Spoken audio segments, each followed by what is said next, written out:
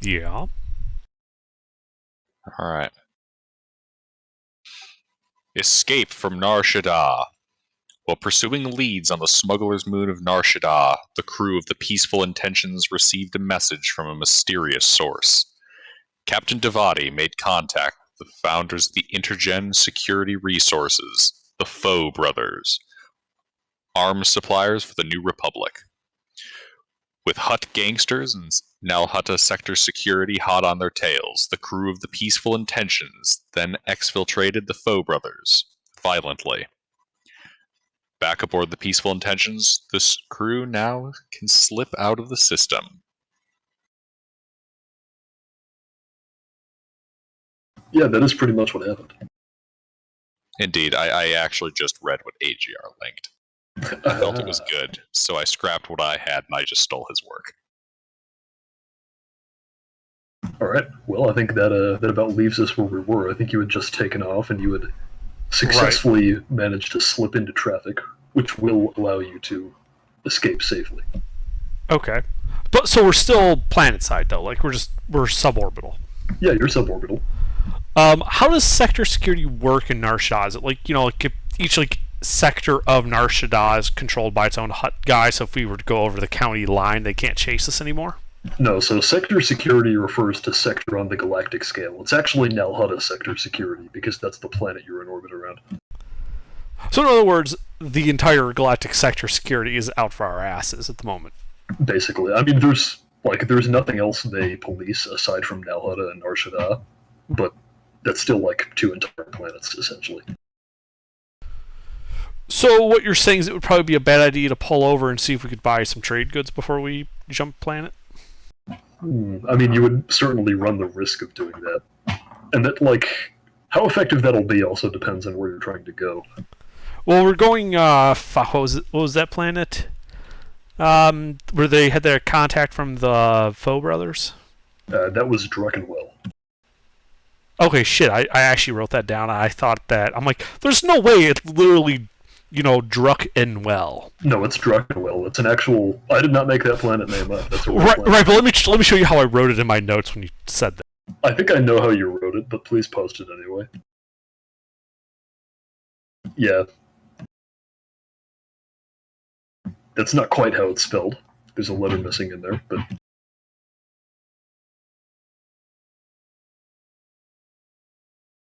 Yep. By the time I got it ready, it was too late. Oh, okay. Anyway, the reason I ask that, if you remember the sort of system I came up with for determining how much money you make off of trade, is it depends on the difference in the planetary rarity modifier between where you're buying and where you're selling. Now, the modifier... Here, let me look at this. I have it written down.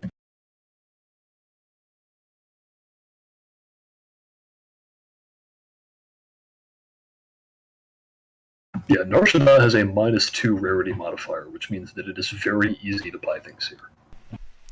Right.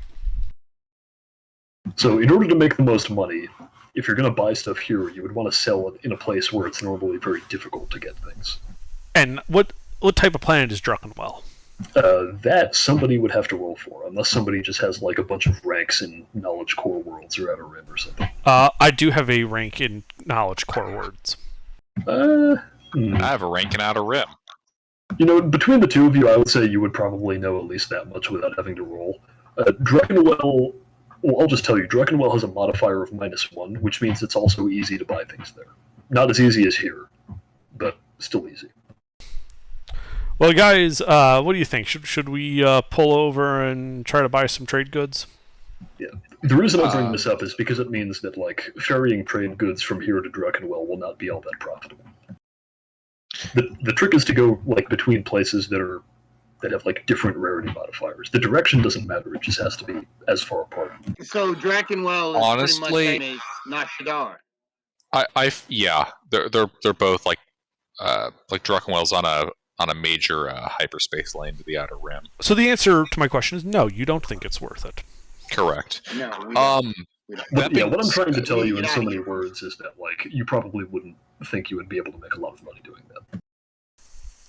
Alright, let's go. Yep. Yeah, because I mean, if we're gonna try picking anything up, we might want to do it once we're outside of hut space. I mean, there's nothing stopping you from stopping other places just to buy trade goods. What's on the way to Druckenwell? I'm glad you asked. Let me post the map. Uh-oh. There are many places. We have a starship. Any place is close. Why there's Not true. We have fuel, Rourke. and so therefore there is a actual range consideration. There is also time to be considered. Oh wow, I didn't realize this is like a huge image. But I guess it is. Do you want me to just like screenshot a section of it? Yeah, the important part is in the green blob. That's where you are, where it says Nalhutta and Arshada. And then the way you would get to Druckenwell from where you're at is you would go just sort of. It's actually south because this map is sideways, but just pretend it's east. And you would go through Bothan space and then sort of southeast, and then right where you hop onto that green line, that's where Druckenwell is. I see. So, so basically we're on the run from hut security. Yes. What type of system is delaying? Delang is where you came from. Oh, okay. Wait, we could always go back there and sell stuff we buy there. Although honestly, if we're gonna pick up supplies, I recommend we do it at Circuitmore. Well, I was thinking that just so we don't Alright. run the risk of the hut security guys, we just go straight to Delang, buy stuff there, resupply, go to, maybe Bakrana.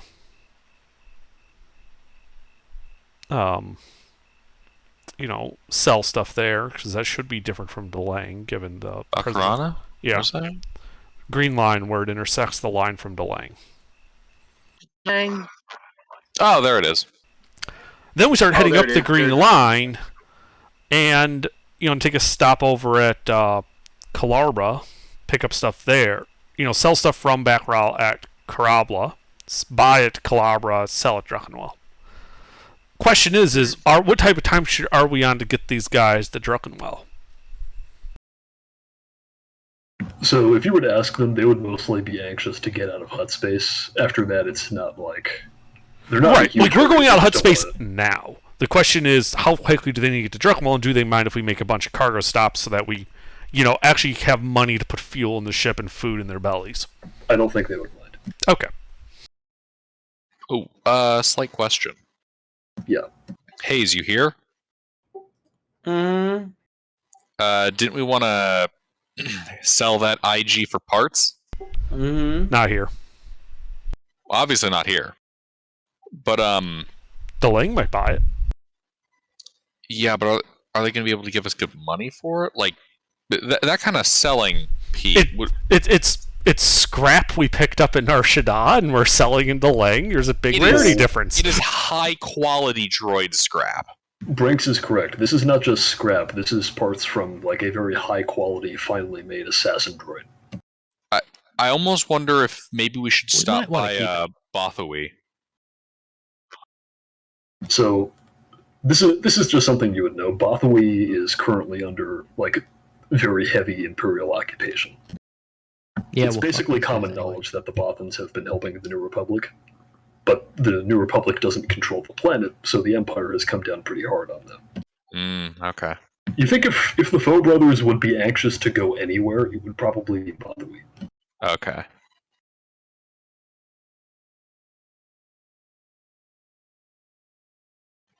So we're jumping to the line first, right? And then That's what I'm thinking. Like, on to any objections to the hopping trading course of action until we get to Druckenwell?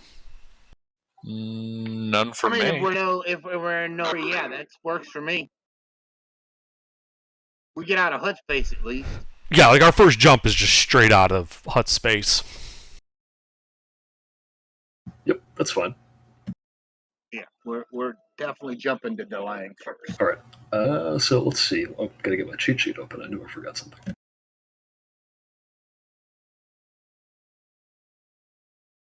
Lines like in the thing, or can we just go straight?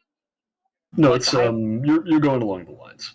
It's probably You would much prefer to do that. Much better. I mean, I can make the astrogation check way harder if you want to go that way. No, stay on the road. Don't go off-roading in space. Well, I was thinking we go, galactic up. Leave the galactic plane and then, do like an arcing hop down into Delang from black Bad space. things happen. Yeah. Well, it's not that simple, but It should be. I mean, it's literally plotting 3D space stuff with stars, and you're an out of context at that point. This isn't 3D space. Bad things happen when you go up and down. so then do we have to do we have to jump to Rorak and then follow the line around? Is that how we have to do it? Yeah, it looks like our current thing is going to be go to Delang, then to Eridus. No, I think he's asking, do we have to actually drop out of hyperspace in Rorak and Comtor? when you only jump to hyperspace once. The actual route that you're going to take follows those lines, but you're not like in real space until you arrive at your destination. Wow. Okay. That works. Okay. Yeah, Question. That's what you have now the computer. Okay, to do this general for you. Star Wars I mean, question. unless something goes wrong, we shouldn't be in real space until. Okay, yeah, this is an important but general Star Wars question. Are there ways for people to interrupt a hyperspace trip and pull us out of hyperspace prematurely? Yes, gravity wells can cause that. Well, so the main way, Yeah, the main thing that gravity causes wells. that is crashing into something and dying. Well, that's what the The main computers are thing, for. but not the only thing. Yeah. The Empire also possesses specially designed interdictor, like Star Destroyers, that just kind of create artificial gravity wells, just kind of yoink people out of the extra-dimensional super space highway. How however- expensive are those? Like, do we have to worry about HUD However- security potentially having them? Before we get to that, most of you, unless you were especially proficient in like knowledge military, we'll say, would probably not have heard of those, because at this point in canon they're supposed to be, or at this point in the timeline rather, they're supposed to be new. I feel like at this point in your canon is fine. You don't have to. Yeah. At this point qualify in, I mean, I'm basing that off of how I think it is in at least one extended universe source, but whatever, I don't care. Okay, so the answer to that is actually no, as far as my character is concerned. Well, so the one thing that can cause you to drop out of hyperspace prematurely is fucking up the calculations, and then the safety systems will be like, oh shit, you're about to hit a star, you better come out of hyperspace. But aside from that, no.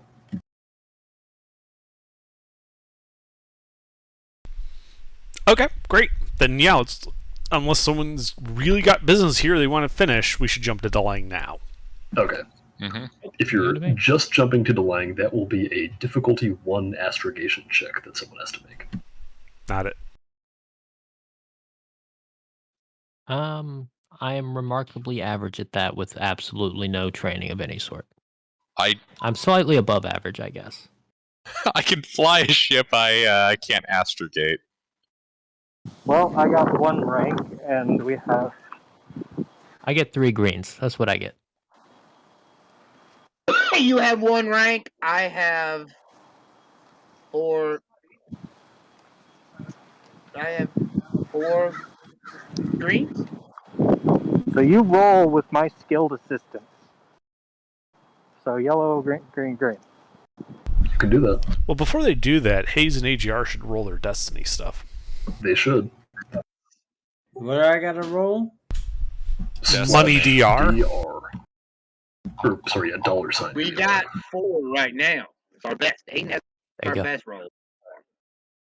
I'm doing a lot of stuff. You're welcome. Damn, Hayes. Yeah. We're going with Hayes' roll. Alright, guess I've got to start spending these. Or no, I guess you've got to start spending them, rather. You know what's funny is we could just not spend them and starve the DM of dark side points to use against us. Yeah, except that's that's if kind you, of a dick move. if you think about the way this game works for even It a doesn't second, really matter. Just That use will, them. not only does it not matter, it hurts you, because I'm the GM and I can do whatever the fuck I want. Yeah, I know. I'm just So joking. he'll just up the difficulty. Yeah. So Yeah, I'll spend one to give me a boost on Yeah, this, right? The way this mechanic works is to let you do extra shit when you feel like it. It's not meant to be an equal thing. It's like it's an equal. I know. I was just joking around because it's so lopsided. Yeah, it is pretty lopsided. I didn't do that right. No, What you you want to couldn't do do. money DL if you're spending one on this check. That's what I'm doing. Yeah. Very nice. Okay. So I get a bonus die. So Yep. So make your roll and then upgrade it once against 1 purple. So it's not a bonus die. It's an upgrade, right? Yes, it's an upgrade. It's not a bonus die.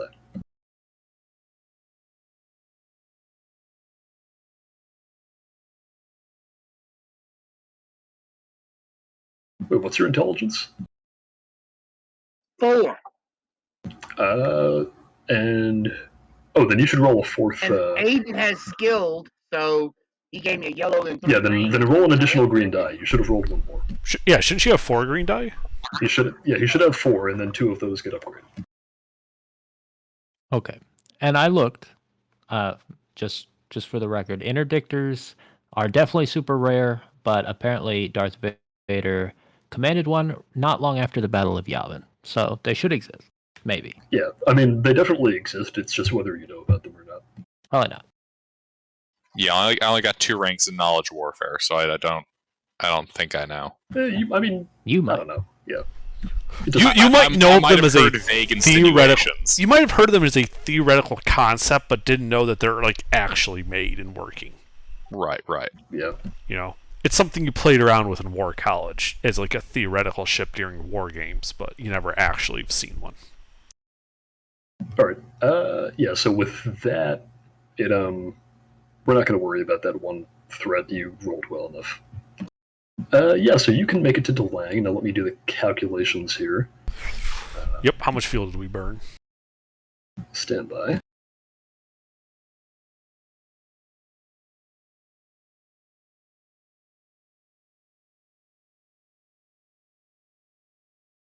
All right. Let's see here. It is. Okay, so to get to safe jump distance takes 2 hours. And okay, I'll just put that on the tally for that. And then so it's really going to be 4. And then let's see here. 1, 2. Yeah, just 2, and then sorry about the bus. We're in traffic. Don't worry, Pete. We're snorting that copium. Yep. So it takes you 2 days to get to Delang, meaning it will take you. So subtract. We'll say 4 fuel. Is anyone injured? Or is anyone injured? I can work on them while we're going. Yes. Yes. I will say while you're going, because unhappy. 2 days are going to pass, you would all recover any strain that you've suffered, as well as 2 wounds. So you get 2 wounds worth of healing for free. Okay. This is good. Another question: supply usage. That is in the handbook, but let me refer to that part of the rules. Right, it just lists supplies per day. What does our ship count as? Like, is this just a modest ship? So we're only eating... What do you mean? Supplies per day per person. What's our consumption rate? That depends on your lifestyle. But if you're... Oh yeah, here, let me get the table up. Right, I was asking, what does our ship qualify as a lifestyle?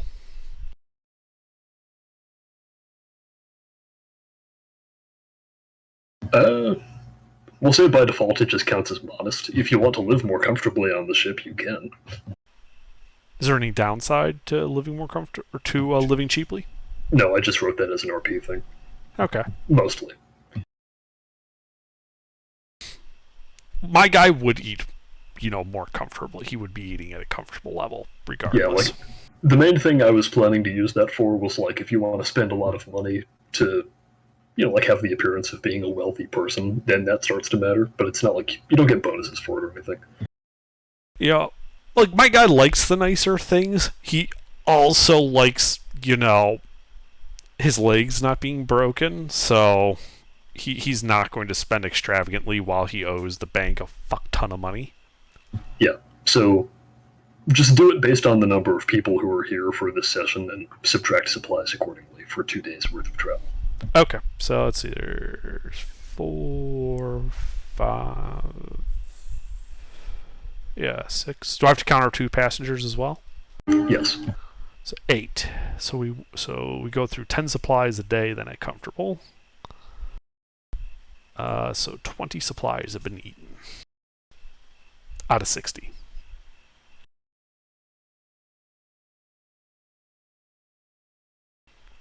But that keeps everybody at a comfortable lifestyle. Yeah. We're traveling in style. All right. So yeah, you get to DeLang. We're not going to worry about the. Oh my god! Fucking shut up, train! I'm trying to run a session here. Yeah, so you get to DeLang without issue. You can land and do whatever Damn space trading you trades. want. And at this point, you need to decide how much money at.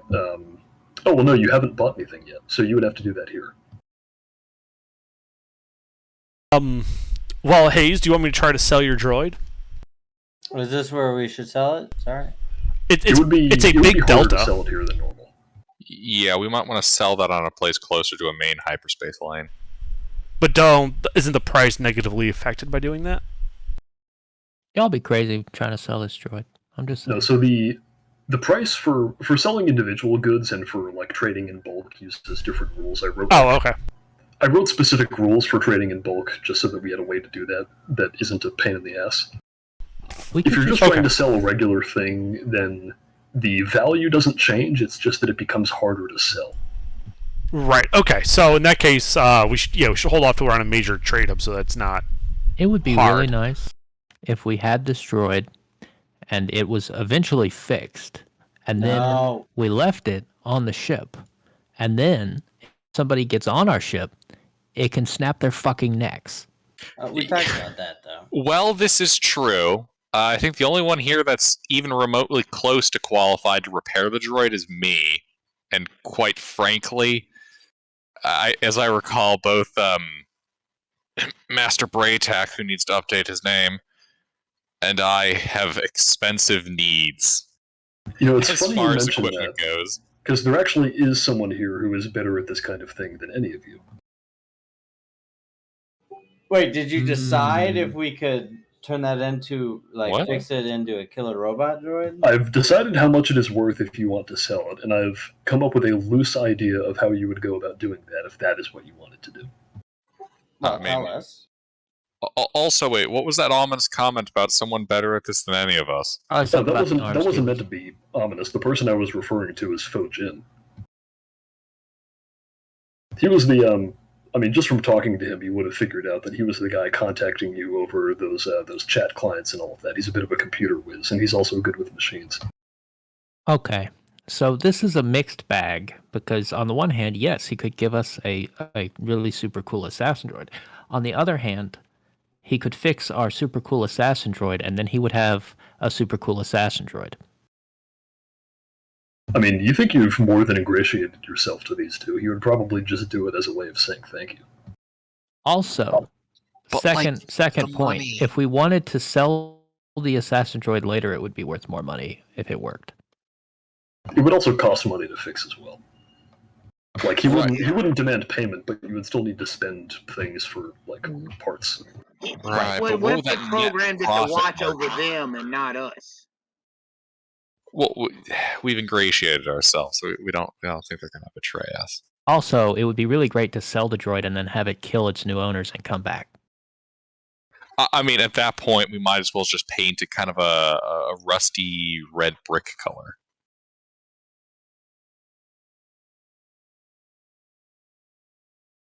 Query. Would you like me to kill my next owner? I can already hear the sound of meat bag off in the distance. I mean, do we want to restore it and then be able to sell it for even more money? Wait, hold on. Isn't that illegal? Depends on where you are. Lots It's of legal things on are Nar Shaddaa. illegal. Technically. But, yeah. In most places, yes, you would you would be dealing Don't think with a I black didn't see you market. jaywalking over there. The only place you know of that you could do that legally is Nar Shaddaa.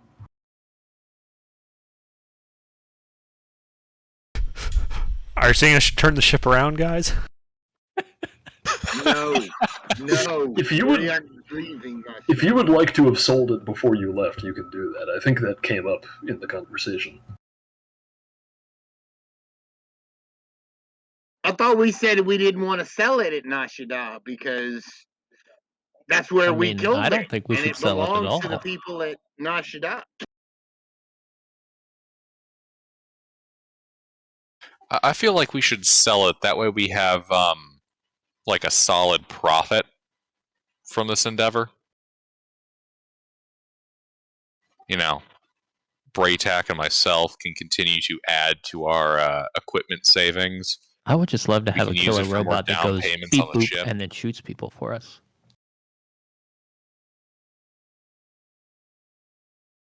Oh, and we could put a bomb in his chest, so you know, if we feel like being sore losers, we have plans for Operation Spoil Sport.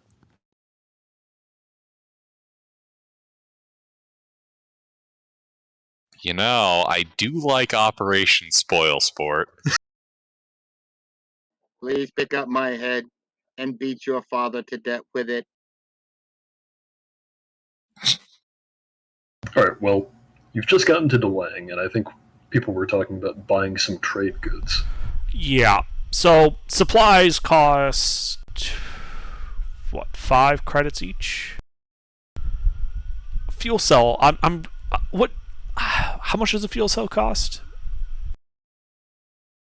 It's around here somewhere. Well, there's like that chart. One fuel cell. It's on the repair table. 1 fuel cell, and this is a Silhouette 4. That determines the amount of fuel. The table shows how much they cost. Right, but there's nothing on the ship that tells me what size the ship is. So therefore, I don't. Still at 4 somewhere. No, it's by Imperial class, large, medium, small landing pad. Yeah, so on your character sheet for your ship, it is Silhouette 4. And then the information you need is the size of the port at Delang. Which okay. I think I already decided on, but I can't remember what I said it was. I think I went with medium. Okay. That feels about right. So it would be 25 per. Okay. Yes. I'm sorry if that's not immediately evident from how I laid out the table. Not at all. But don't worry, it's fine. It's more I'm figuring out how much we can buy. Right. Since we traveled for 2 days, can I heal Hayes and Braytac and all of them 5 points a day with stems instead of rolling for it? I mean, you could probably. I mean, you could do both. Okay, I'll roll. I mean, I didn't want to, but if you'd rather not roll, you can just do that. And that seems that'll fill up everybody, right? That'll give them 10 points each. Yeah, if you're close to if you just give me 1 stim, I'll be at max. Yeah, I give everybody a stim, and then we're all good. We can hand wave it that I operated on them, but I just don't want to roll. All right. Yeah, what a great doctor. Take 2 of these and call me in the morning. So do I get 1 stim or 2 stims? You're not missing an arm. You're fine.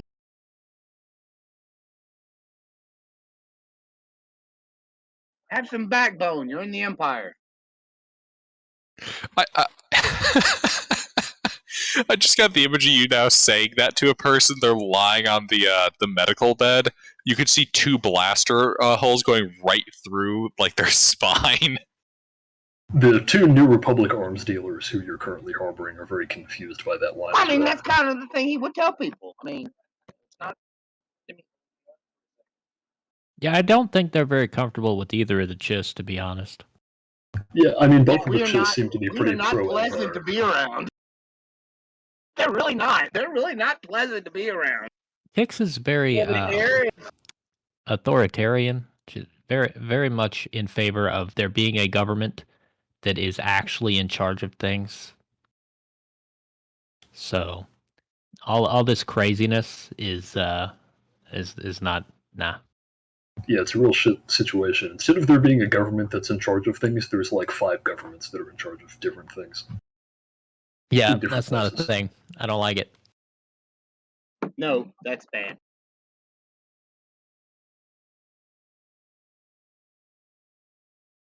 All right. Well, whenever Devati is ready, if we Yep. want to handle the trading you're trying to do. Yep. I want to buy 1150 worth of trade goods. Okay. The only thing you need to figure out is how much encumbrance it uses up. Yes. And that's what, a negotiation check, because these are legal goods? Yeah, but I'm trying to see if it will actually matter based on the amount of hull space you have. It would eat, if it's just one encumbrance per 25, it would eat up 46 of our 140 cargo capacity. Okay, so I think that's the... Wait, no, where is it? It would give us a massive margin in our cargo still. To Yeah, the point then I where don't this think you doesn't need to really... roll for it. Okay. Yeah, like, I didn't really think about that when I designed the way this works, but the first roll basically only matters if you're trying to pack the hold as full as you possibly can. If you're just putting all the money that you can spare into trade goods and not filling up your ship, then you don't really need to roll for that. Right, it's more, I just don't When have we enough... have more money, it might matter more. Right, yeah, I just don't have the liquid capital to buy this, and I don't think anyone's willing to really just front us the money. I can front you 100 credits. See, I don't want to then have to, I'm not making a spreadsheet to keep track of everyone's share of the trade goods. I don't want any spreadsheets. Right. So keep your money. I'll handle this, because I'm basically just doing this so that even if we completely fuck up and don't get paid, we'll get enough money to put for the payment on the ship so it doesn't get, repoed by the space pirates. All right, yeah. I So really just don't write down want the to be amount of space money you're people. putting into it. Yeah. That's the important part. I did. Yep. And then the second important part is where are you going to sell this? Now, without going on a wiki dive to find out exactly how big the spaceports are on each of the planets that you might want to stop at between Delang and Druckenwell. Well, so it's basically, I'm assuming that Delang is somewhat frontier-ish. Delang is halfway to frontier. Right, and Bakrana, being on that green number 2 line, is probably a fairly trade hub, or if not an ecumenicus itself. So I don't think Bakrana is an ecumenopolis, but it's about as as densely populated or as heavily populated as Druckenwell is, which would be a rarity modifier of +1. So it has large cities. Okay, and this is a... Sorry, you're saying Bakrana is at a +1? Bakrana is at a +1, and Druckenwell, which you're going to, is also at a +1. Okay, and what is Delang? Delang is at a -1. Okay. The problem that you're going to run into is that, you notice that part of the map between, Gamor and Pakwapor is pretty, dense in terms of worlds. Mm-hmm. Yeah, that's because pretty much all of those are +1s. This is it's a very dense trade avenue. You could deliver your cargo anywhere along there, pretty much. Well, it's more, what is Kalarba? Because it's a bit off the trade network. Oh yeah, that's true. I mean, you would have to sort of go out on a spur a little to do that, but... Because if Delang's -1, Bakrana's +1, is Calabra 0? Hell, at that point, what about Lawrence or Kalaran? Alright, I can say if you want to... Yeah, well, actually... So just from hopping on the... They're off main hyperlanes. So just from hopping on the wiki real quickly, it looks like Kalarba is mostly uninhabited, according to what I can find. So that'd be a frontier world? Yeah, that would be like an actual proper frontier world. As in, like, you would have a hard time probably selling those goods at all there. Sorry, I stepped away for a second. We'd have a hard time selling trade goods that they might need? Yeah, because there's so few people there. That makes no sense. If there's so few people, I mean, they they're don't in have the desperate money need to of pay produce for it stuff. at the price you would make us a profit. There's like not a ton of information on this, but like, let's see. It's more, Pete, the point is we're trying to set up a route we can take to Druckenwell eventually, that each stop along the way we can buy and sell and make some profit. Yeah, I'm just trying to figure out exactly how much the. Oh, okay. No, this is. Yeah, all right. So looking at it a bit more, it does appear to be actually inhabited. I thought it was like almost completely uninhabited, as in like you would have a hard time even finding a settlement to sell things in. That's why I said it was. Yeah, like. Oh, so it's more of a camp, is what you thought, rather than an actual. That's what I thought. However, it does actually have a capital city, so. I will say if you want to make 2 trips, you could get 2 +1s to -1s. Or rather, a +1 to a -1, and then a -1 to a +1. Sorry, I wanted to ask really quick. What happened with the droid? I missed it. We haven't done anything with the droid yet. I think we should just sell it. Yeah. Do you want to try selling it here and delaying?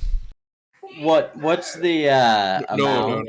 We're gonna want to sell that on a nicer planet. Then why the hell did we get the Druckenwell on a main spaceport and sell it there? Let's find out how much could we get for it. Your short-sightedness is going to lead to us being attacked. So the way that you find that out is by attempting to sell it. Or we could ask the arms dealers on the ship. Wouldn't we have a general idea of its worth? Wait. Yeah, we got the arms dealers. That's a good point, AGR. We could see if they can help. Or can we ask them what the general idea of its worth is? Here, I have it written down in my notes somewhere. Where is it? Ask if their company wants to buy it. I don't think their company is really flush with cash right now. You think its base value as is about 12,000 credits. Ooh. Which will be modified by how well or poorly you're able to sell it. I like 12,000 credits. Just, random question. If we were to refurbish and repair it, but not, like, fully enough for it to be classified as a actually functioning droid, would that be possible? Well, so in order to answer that question, you'd have to take a bit of a look at it to determine what condition it's in first, aside from being in several pieces. I'm talking like internals. I think a couple of you did shoot it as well. We could at least have it cleaned up and do the cheap repairs to try to edge up the price. I was thinking if we could do some minor stuff that could be cost effective, so we could get much more by repairing. You could certainly put it back together. Well, at least then the buyer would be able to tell at a glance that we had all or most of the parts. Yeah. Let's we'll get the carbon scoring off. Yeah, I mean, cleaning it is no issue. That you can just sort of buff out, maybe paint over. I don't know. As for, did you want to put it back together? I mean, can we have one of these dudes with us do it? Yeah, the problem is you would have to spend money to do that as well. Like, when it came apart, there are parts of it that broke that need to be replaced. How much money are we talking? Let me take a second to decide that.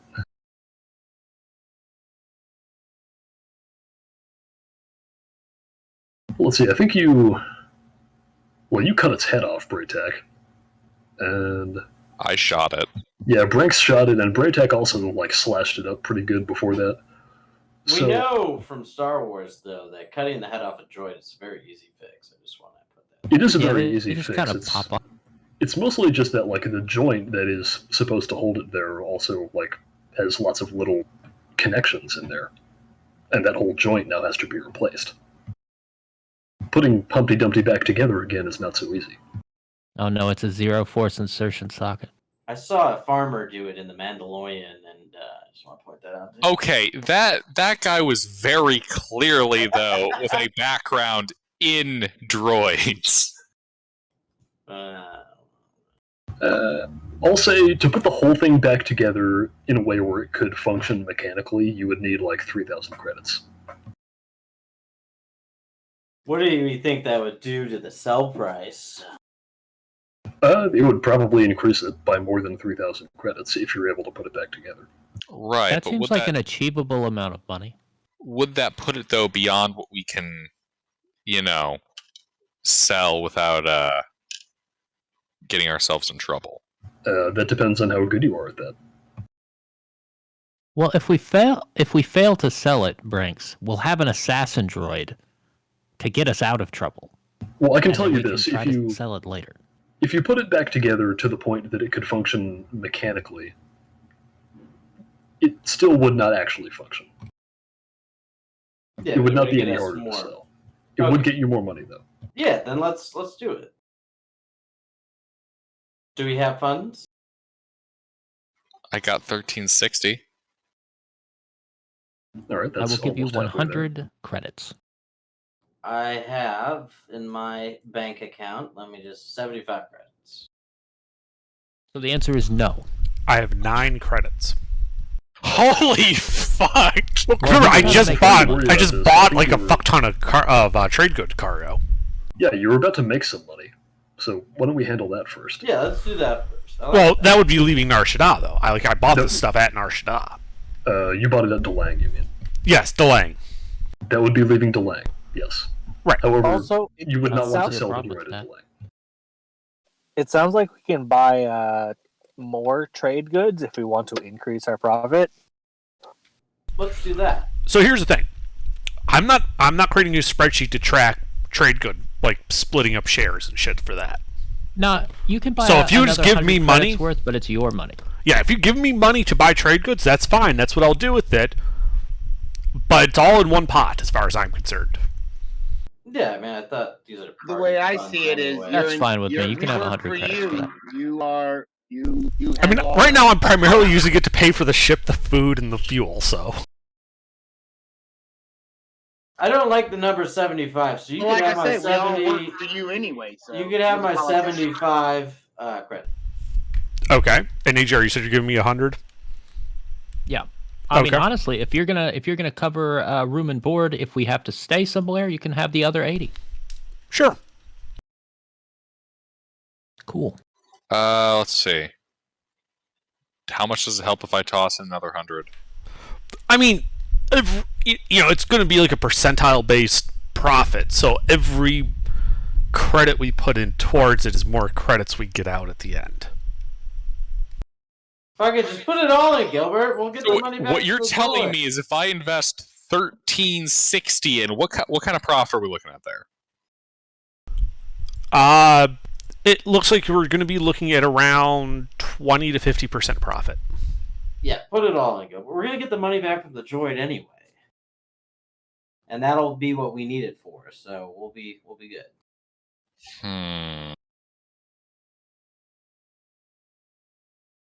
Do it. Yeah, but savings are important. I'll Do it all. We're gonna get the droid money. I'm telling you, it's fine. Do it. I swear to God, if this bites me in the ass, I will airlock you. I will put in 1,300. Okay.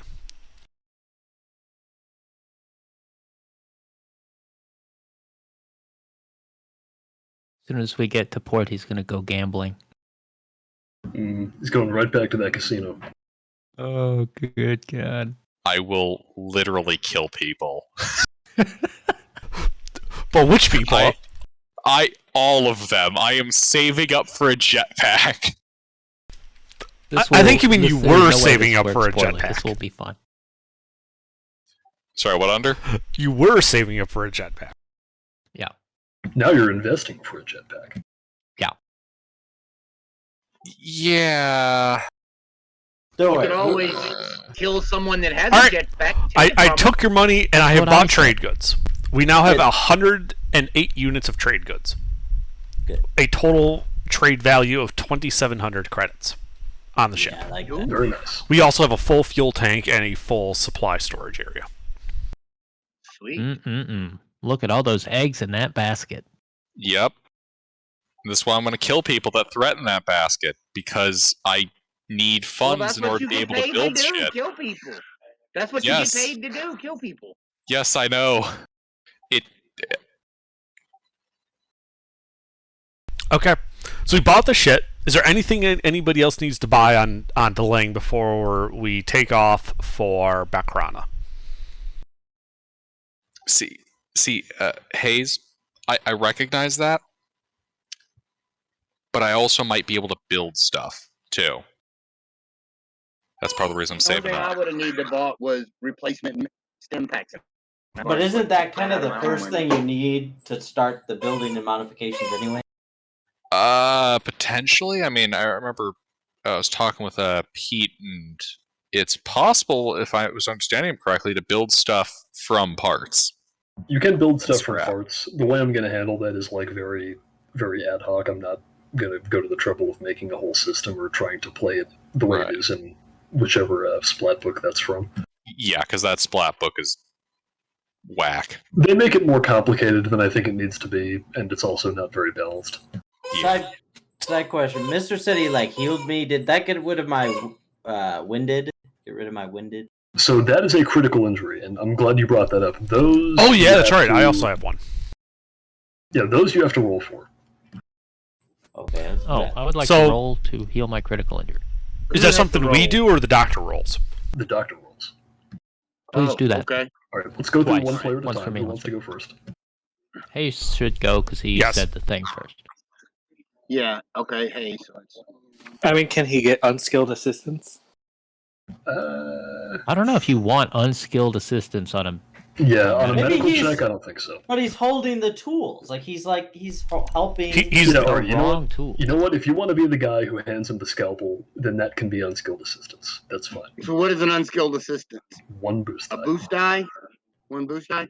Yeah, he's Right. getting the sweat off Mister's brow and Yep, he's dabbing it dabbing up. it. Okay, that's fine. All right, Brentech, what what is critical? when he what accidentally critical injury do you slices have? open the bowel. That he's the guy who spritzes the peppermint oil so no one starts gagging. I have winded. Just did. All right.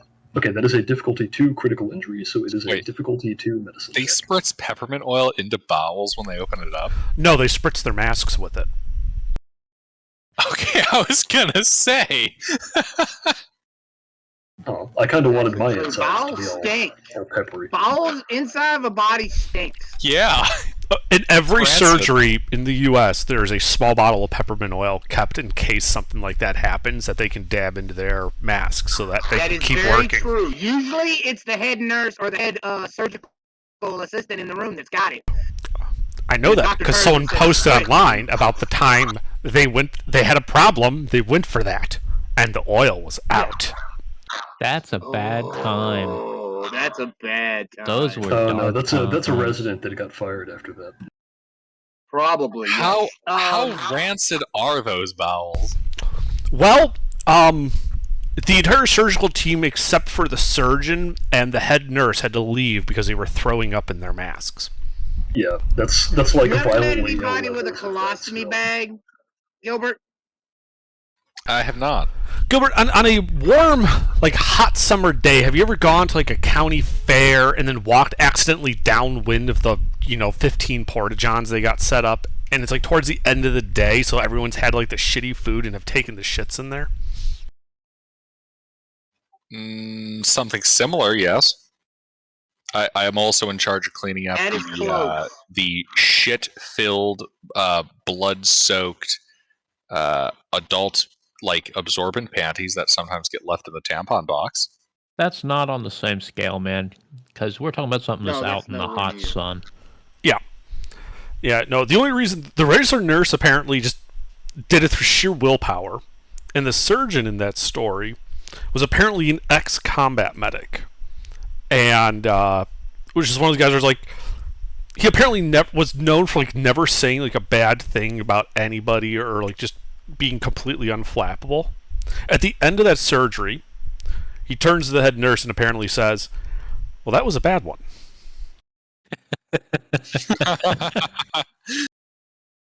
All right. So I think we were trying to heal someone here. Yes. Yes. Yeah, what is the difficulty? The difficulty is 2. So what is that? Two purple? 2 purple.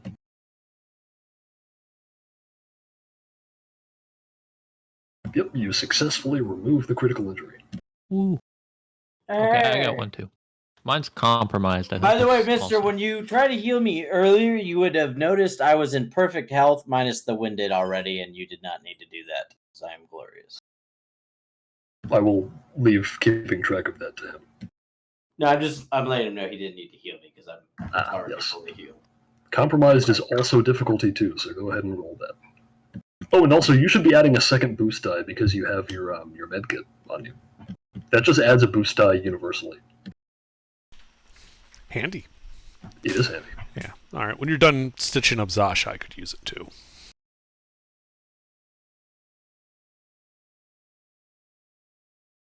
I mean, wow. Yeah, you're successful. Man, I just keep lucking out. Thank you. And then I have At the Brink. Okay, that one I think is a bit harder. It's a difficulty 3 from the chart, Yes, it is difficulty 3. which is 3 purple, right? 3 purple. Okay. That's anytime you say difficulty number, that's the number of purple dice. Right, but Mr. rolled red last time, so. Oh, yeah, don't do that. I mean, Oh, you shit, succeeded I'm anyway. You sorry. just made it harder on yourself for no reason. Yeah. 3 purple, Mister. Oh, okay.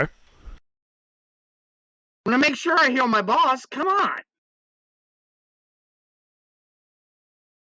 It's given me more ammo.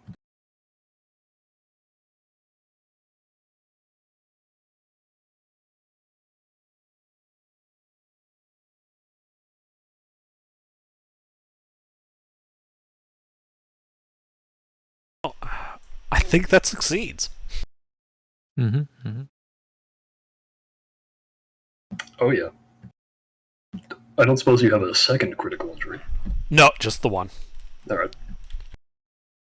Actually, we probably should have handled Everybody this fully first fully- because I think you're supposed to get like additional healing from the successes. Success adds +3 because I have 3 levels in surgeon, so you would add a 3 to all my successes. Not all of them, but the total of them. Mhm. Okay, so I probably don't have any wounds left. No, everybody's fully healed. Sounds good to me. Thanks, Doc. Yeah, you should be fine. Okay, and I think we decided that you could get like. Oh, actually, no. I decided how I was going to do this. So, yeah, like I said, the region of space that you're traveling through is very, it's very trade heavy, and the incredibly simplified way that I've decided the economy works in this game is that the way you make the most money is by going between levels of high industrial development and levels of low industrial development. Right. Right. The problem is that all of the inhabited planets around here are at around the same level because it's a major trade area. People go to and from here from across the galaxy. It's just that trading within it is not easy because there's not a lot of demand. So the way I'm going to do this is that it's going to be a knowledge outer rim check to try and find a port where you think you can make some extra money along the way. I thought we already So, knew that, though. well, so sort of what I found out about that other planet you wanted to go to, Kalarba, is that is it also has a major city, so it would be the same as just going straight to Druckenwell. I'm not saying there's nowhere along the path you can find that would be appropriate to sell the goods you have, and then. Oh wait, no, sorry, I'm getting ahead of myself. So yeah, you started at -1. If you want to find a place that's +1 that you can sell your goods at, you can do that no problem. The problem is then if you want to make a second trip. Right. So yeah, we fly to Bakrana, because that's +1. It's a well-known city. Yep. Or planet. We sell our stuff there. And then we evaluate potentially if there's a place between there and Druckenwell or reasonably close to being on the way. You know, like maybe going to Banistar Station or something. That we could do, but that'll be that outer rim check. That I understand. That you would have to roll for. I did get a little ahead of myself there, but yes, that is how I'm running this. Okay. I mean, you think if you were successful at that, you wouldn't have to go that far out of the way. It would be more just like finding a smaller port on one of these planets. Like maybe there's a small settlement that's away from the major city where you could sell some goods, but you would have to know where that is. Indeed. And that's the role. Okay. So, does anybody have any business that they want to conduct on Delang before we leave? The business of leaving. Very good. We go.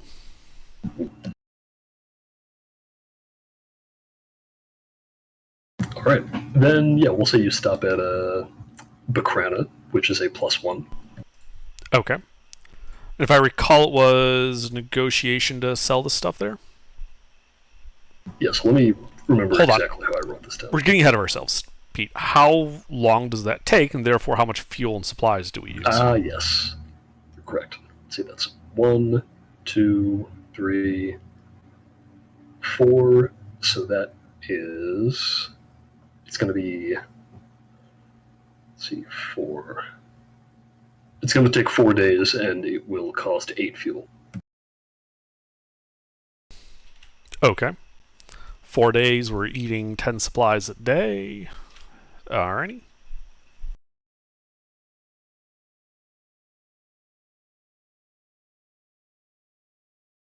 And we can just, you rolled fine on your astrogation before, we can just use that same roll. It's because you're going to be doing a lot of that otherwise. Okay.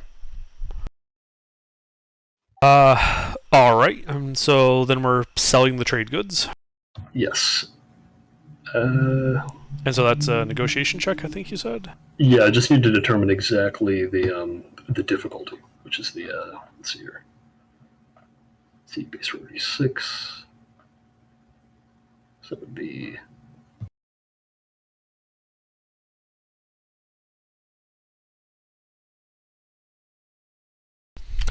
And if I understand this correctly, we're starting at a 20% profit margin. Yes, you're starting at a 20% profit margin because we're going -1 to +1. And then the difficulty will be... yeah, it'll just be a...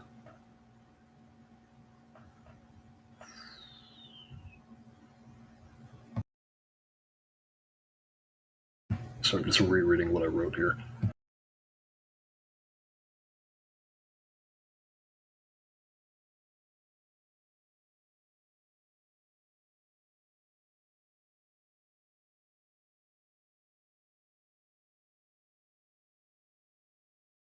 Yes, so to sell here, the difficulty will be 2.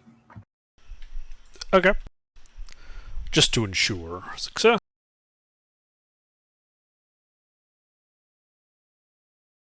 Yeah, any game with these travel and trading mechanics runs the risk of becoming a trading sim, Yeah.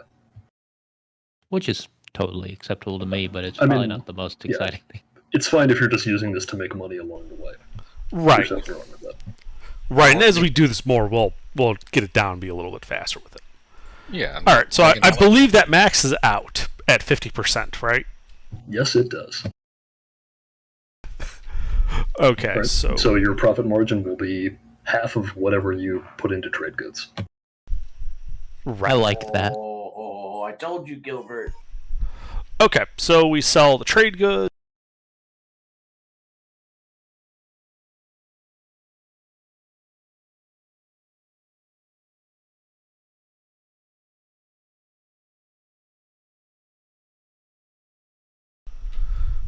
Okay, so I'm currently sitting at 4,064 credits. Oh, sounds like enough to repair the droid. It would be, but then we wouldn't have money to get trade goods.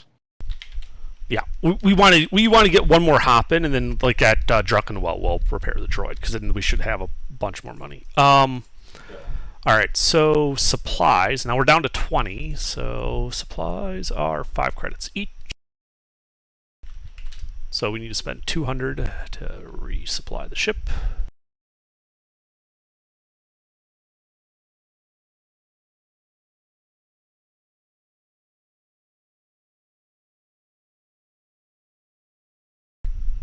Alright, so which leaves us total with 3864.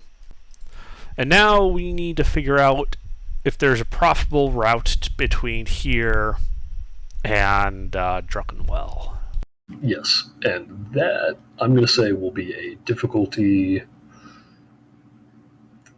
We'll say, actually, this would be pretty tough, so we'll make it 4. Right, so here's the thing. Gotta You be guys don't want me to difficulty do 4 out of this. This is not what I'm good at. I'm not that intelligent, nor do I have any ranks in Outer Rim in knowledge. Me neither. I have a rank in Outer Rim knowledge. And I think the Doctor is the smartest person on our ship. You could That's do a good skilled thing. assistance. That's what I'm thinking, is the Doctor gets skilled assistance with trying to figure this out. Yeah, Branks knows things, and Tenorock went to college. So where am I? What am I rolling? Your Outer intelligence is 4, right? And I think Branks has 1 rank in Knowledge Outer Rim. Yeah, so it'd be Correct. 1 yellow and 3 green. So Correct. Is unskilled assistance also possible? Not on this. I think you can only get assistance for 1 character usually. This isn't Yeah. like And before you roll, we should probably use a light side point to upgrade it since it's difficulty 4. wouldn't hurt. Thank you. So it'd be yellow, yellow, green, green, purple, purple, purple, purple.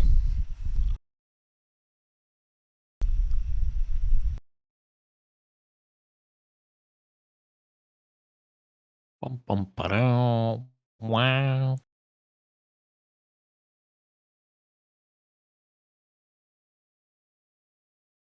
Wasn't there supposed to be a boost in there?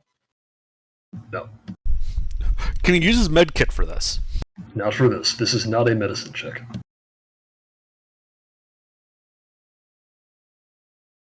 Oh yeah.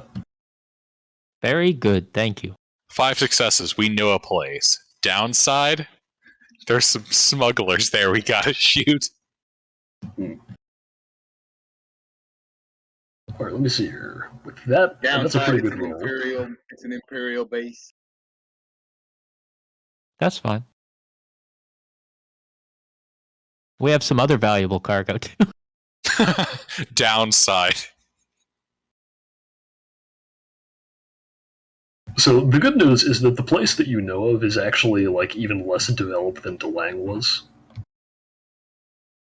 So this will actually be not just a +1, which was Delang, but a +2. Oh man, roll my credits. Yep. But yes, this will also. How to make this harder? Oh, I know. Don't worry. Space combat? Nope. This will. Don't worry about it. Everything is fine. So Yes, but you know of a location where you can get a +2 rarity modifier to trade at. nice. I will have to use my negotiation skills to fit enough into the ship, because we are now at a point where we are filling the cargo hold. Ooh. All right. Then in that case, yeah, I think you need to make a negotiation check. Okay. I'll be right back. Difficulty? The difficulty. Let's see. You're on. Oh, I'm sorry. I did this backwards before. We're on but it doesn't. Backrana. Yes, you're on Bakrana, so the difficulty should be. Yeah, it'll be 2 again because you're on Bakrana.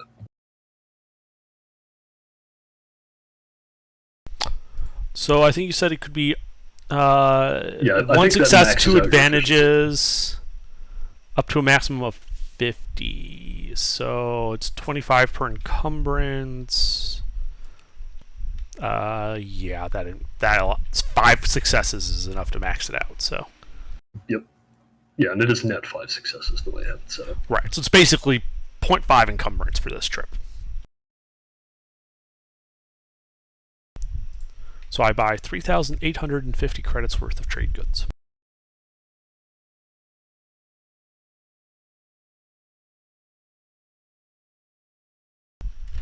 And then we go to this unknown but profitable location. Yep. Yeah, let me decide where that is real quick. Map.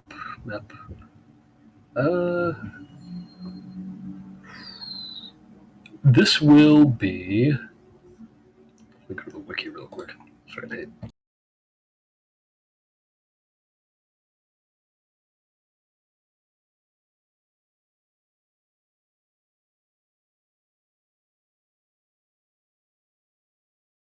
Yeah, actually, you know what? We'll say this is like a minor space station in orbit around one of these worlds. Which is like...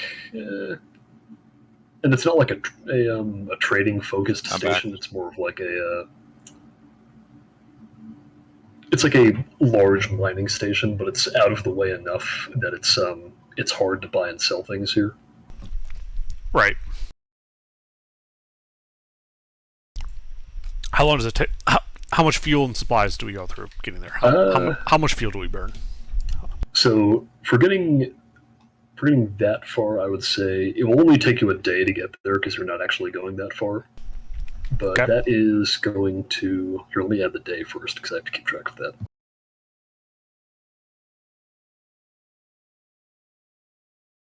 Also, it has now been 2 weeks since the attempted hijacking. And for that... More like a fortnight.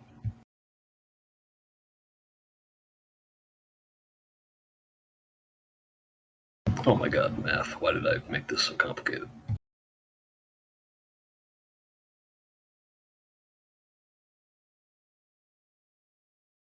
Because deep down, you're some kind of masochist. Yeah, something. Let's see.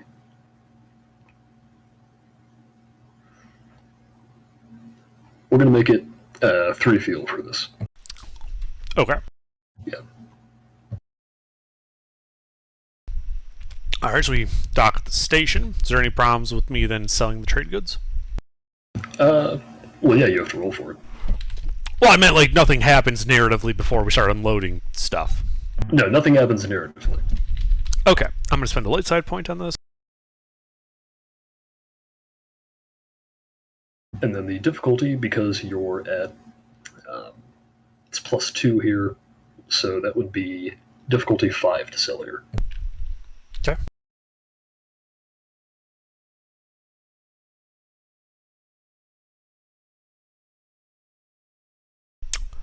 So we were at 30%. I think this gets us again to the max out at 50%, even with just the 2 successes. Yeah, because you only... Well, no, let's see. You scored 1 success and then 4 threats. And then a triumph. No, that's... So, if you look at the actual dice, that triumph marker is not an additional success. Because each triumph counts as a success. Got it. Okay, so we're at 40% profit What does the ship do? Doesn't it add like a boost or something? Not to this. Oh. It's like space stuff. Like, unthreatening, yeah. Yeah, this is like we unload from the ship and then walk it into like our warehouse and sell it. So it's just my personal negotiation.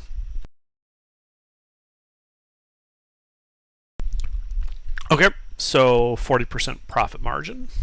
Yep. Well, wait, let's see. You went from, I think you went from -1... You said this is a +2.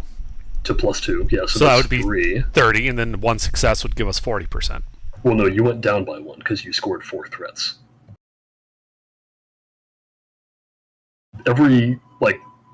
The way it works is that 2 advantages on this count as a success, Okay. and threats and perils count as the opposite. Okay. So it goes. So we're at 20% profit margin. Yes, we're at 20% profit margin. That is great, but it's still profit. After all this, what kind of money are we looking at? After all of this, I have 4,634 credits.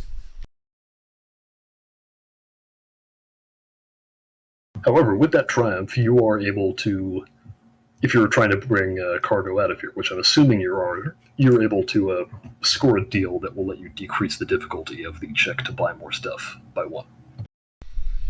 Okay. So when you make the check to load the ship back up, then it will only be difficulty 4 here. Okay. Yeah, we're going to do that. We're going to load the ship back up at difficulty 4? Yeah, because then we can sell it at Druckenwell, which is the next hop. I might have to limit the amount of times you can do this, just so you're not, like, making money from nothing. I mean, there's literally a skill that gives you money from nothing per session. Yeah, but it doesn't give you, like, multiplicative amounts of money. It's not like put in this much money and then get a 50% profit margin.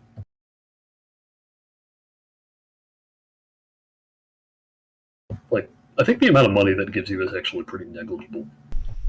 It's 100 per session per rank in that.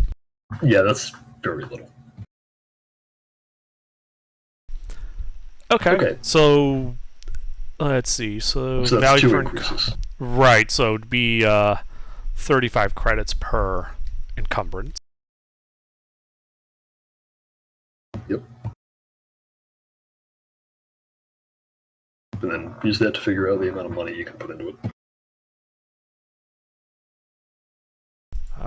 All of it. What we're really doing anyway is trying to get some spare cash and money to fix the droid. So.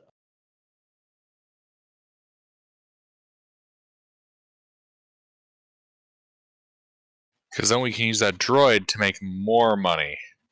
And then Braytac and Brinks can get battle armor. Forgot to add the word attempt in there somewhere. Well, yeah, attempt. Fuck, if I have to, I'll fucking build it.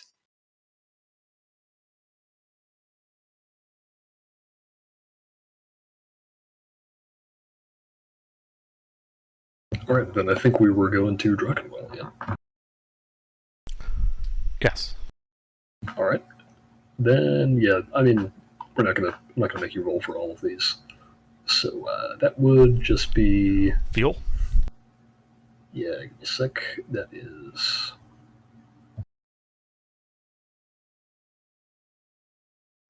yeah, this will only take 1 day, so it will cost 2 fuel. Okay. And then we are going to unload the trade goods. Yep. What's the difficulty on the negotiation? The difficulty on the negotiation here, because this is a -1 world, is 2.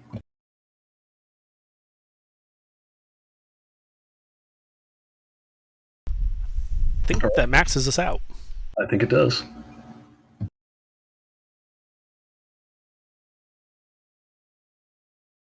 So, out of curiosity, how much money do you have now? Calculating. Oh, wait, no, I think this is fine, actually. I did remember doing a lot of math when I designed this, just like around the size of your ship, because it's not like... 6,947 credits. Yeah, I think the total amount of money that you can make per trip if you load the hold all the way up on your ship is somewhere around like the 5,000 mark, which is a lot of money. But it's not like... It does eventually cap, so it's fine. The rate of gain is capped. The rate of gain is capped. Yeah. Well, we need a lot of things, so it'll take a while regardless. Yes. Yeah. However, we got a little bit ahead of ourselves, because before you would actually be able to do that trading, I would have to read you the blurb for when you arrive at Druckenwell.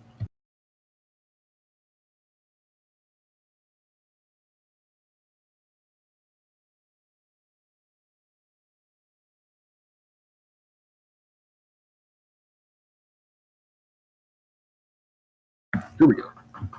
Druckenwell is a temperate, ocean-covered world speckled with numerous island continents of varying size. The planet hosts two major cities, the prosperous and pristine capital, Ilavali, and the cosmopolitan industrial hub, Tagon. Ilavali is the preferred port for trade, of which Druckenwell gets a good deal thanks to its location at a critical juncture along the Corellian Run. All that commerce has made the city immensely wealthy, as is reflected in the sleek white construction of its architecture. Tagon, located across the sea, is the larger and poorer of Druckenwell's two population centers. The city sprawls out around the mouth of a bay to embrace its rings of factories from a densely packed and decaying urban core.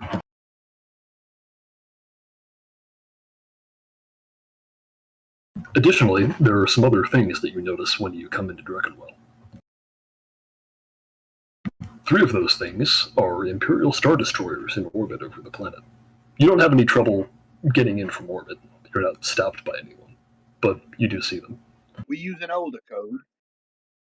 Ah, we're just so innocuous. Yeah. Rebels don't have the finances to afford such a fine-looking craft.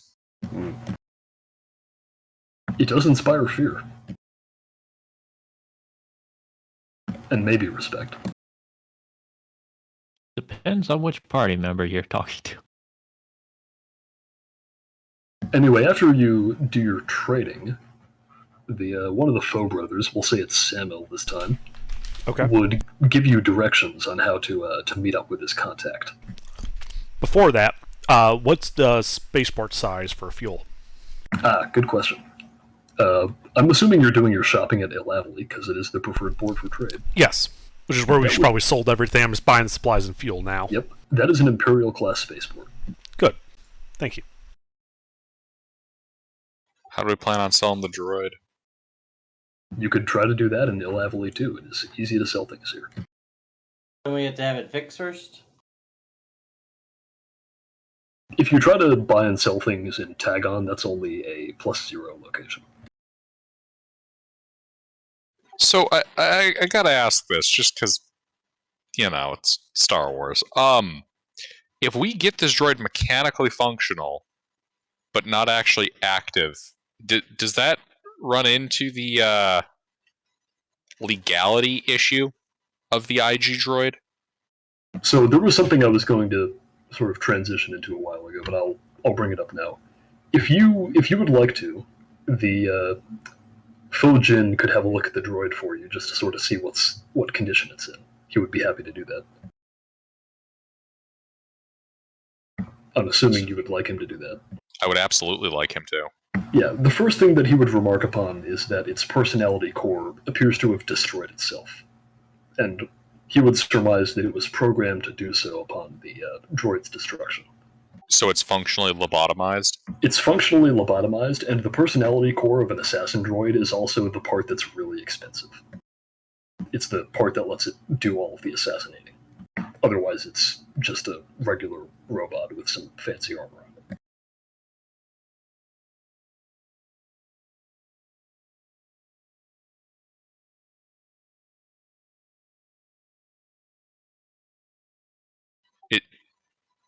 So if we repaired it mechanically, is it really going to be worth the difference?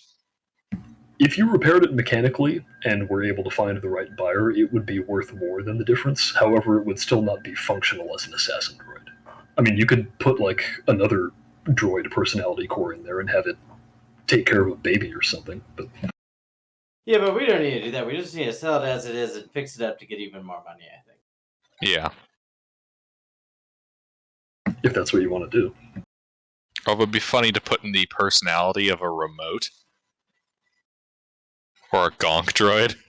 Yeah, Yeah, it just walks around saying gonk. I feel like you just let it run wild long enough, and it'll get smart enough to kill somebody. Probably won't be very assassin droidy. I just thought of something great. Mm-hmm. A switch up at the manufacturing plant. The IG-88 got the gonk droid, and the gonk gets the IG-88. I would love to know very how a upset. gonk droid plans to kill someone. It's just He like would, though. He would be planning it. it's filled with just unactionable homicidal rage because it has no possible way of killing anyone. Just Well, the one day insatiable somebody desire will be for working violence. on the floor of the shop, and it will topple itself on top of them. We could call it the bonk Fatally. droid. Yeah. More like the gank droid. There you go. So let's just fix it up. Do these guys fix it, or are they good at that, or do we just find someone else? Faux Jin is pretty confident that he could fix it, but you would have to spend money on it. Yeah, How we much are we already got 3,000. Yeah, but then you said we'd make more than 3,000 profit by doing that. Yeah, but he still has to roll. He's not superhuman, and it's not easy. He's better at it than you are, and he's confident that he will succeed. And this is but it's not mechanics, right? guaranteed. Yeah, it's mechanics. I'm gonna roll it. Well, Oh, yeah, hey, I can certainly if it provide him helps, skilled if assistance. it helps, the alternative to him succeeding is us giving him to the Empire. Because, I mean, if he's not useful, Hey, I'm just saying, there's From a- money in here somewhere. From a purely practical standpoint, based on what you've seen on these or from these two, you don't think they operate terribly well under pressure. No pressure here. No pressure. Okay, yeah, that's there's no fine. Yeah. pressure. Well, like you Fine. can say that, in like private. In private. Yeah, but we wouldn't want these guys to hear that type of talk. No, I wouldn't they be would- saying it. I would just They, be they would like thinking it very panic loudly. and like accidentally like blow up the droid and part of the ship with it. That's just what I'm thinking while I'm looking out the windows at the Star Destroyers the entire time we're landing. I mean, you can't. You're able to see all of them as you like come in from safe jump distance. Yeah, but they're, as we're descending from orbit. yeah. I mean, if you're coming into Ilavali first, there's like two of them above Ilavali, and the third one is over Tagon. Well, let's just. If he's very confident, then let's do it. Wait, hold on. Is that that game where you build the medieval siege engines? It is, isn't it? Besieged? Yeah, this is Besieged. Oh my god, that's great. Is it really? Yeah, no, look That's at it. Look at the insane. feet. Those are the ballast blocks. But yeah, 3,000. We made that doing our thing, so that should be fine. Let's do it. Sure. Okay. Yes, if you're going to do that, I will have him roll. Can I provide skilled assistance? I got 3 ranks in mechanics. You have 3, right? I think that's probably about as much as he would have. Is his int better than mine? Mine's at 2. He's definitely. I'll say he's got mechanics 3 and intelligence 4. I think that's fair. Which is as good as you would be able to get with between you and Tenorok. We'll say that because he doesn't already have someone helping, though. If somebody wants to provide unskilled assistance, they can do that. So wouldn't it make a difference if the person helping him is skilled at what they're doing? Yeah, I would say they would. I would say they would have to be. So yeah, Brinks can help him. Yeah. All right then. Yeah, I wanna got 3 watch. ranks. Yellow, green. That's what I got. Yep, he has yellow, green, and it will be. I think I decided 4 was fair.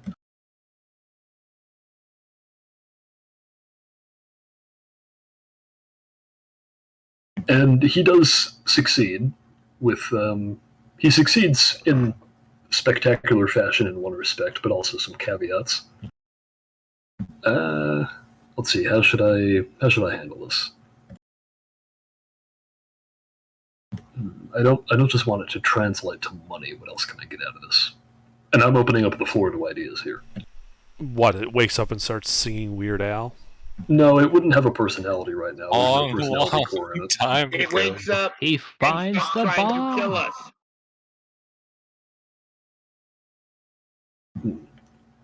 Well, Wait, this is a roll in your favor. So if you could, like, how would you want to spend the triumph? Like, give me some ideas here. Because the personality core is destroyed, he's able to salvage the weapon parts that then like Brinks and Zasha can use for their weapons and stuff. That is a fantastic idea. If you Essentially, Sure. he can convert to a civilian model. Yeah, well, it did have a gun that was like separate from its chassis. It didn't just have like a little wrist blaster on it. What kind of blaster did it have that was separate? I think it just had a regular blaster pistol, unfortunately. He never actually got to attack with it, but I gave him a bunch of abilities that would let him deal bonus damage with it. But I believe you killed him before he got to attack. This is correct. Yeah.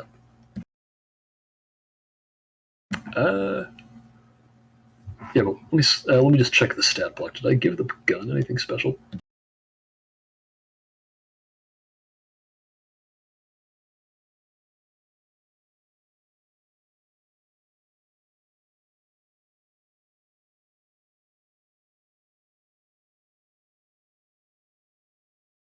I know. Yes, by salvaging the weapon on it and removing it, he is able to convert that based on the way it was like designed to fit this droid's grasp. He is able to sort of adapt that to a humanoid hand in such a way that it is now a regular blaster pistol with the duelist grip attachment. So if anybody would like a very nice pistol, that is now available to you. I mean, if not, just stock into the ship's armory. Yeah, I'll certainly stock that in my armory list. Because I've been keeping track of an armory.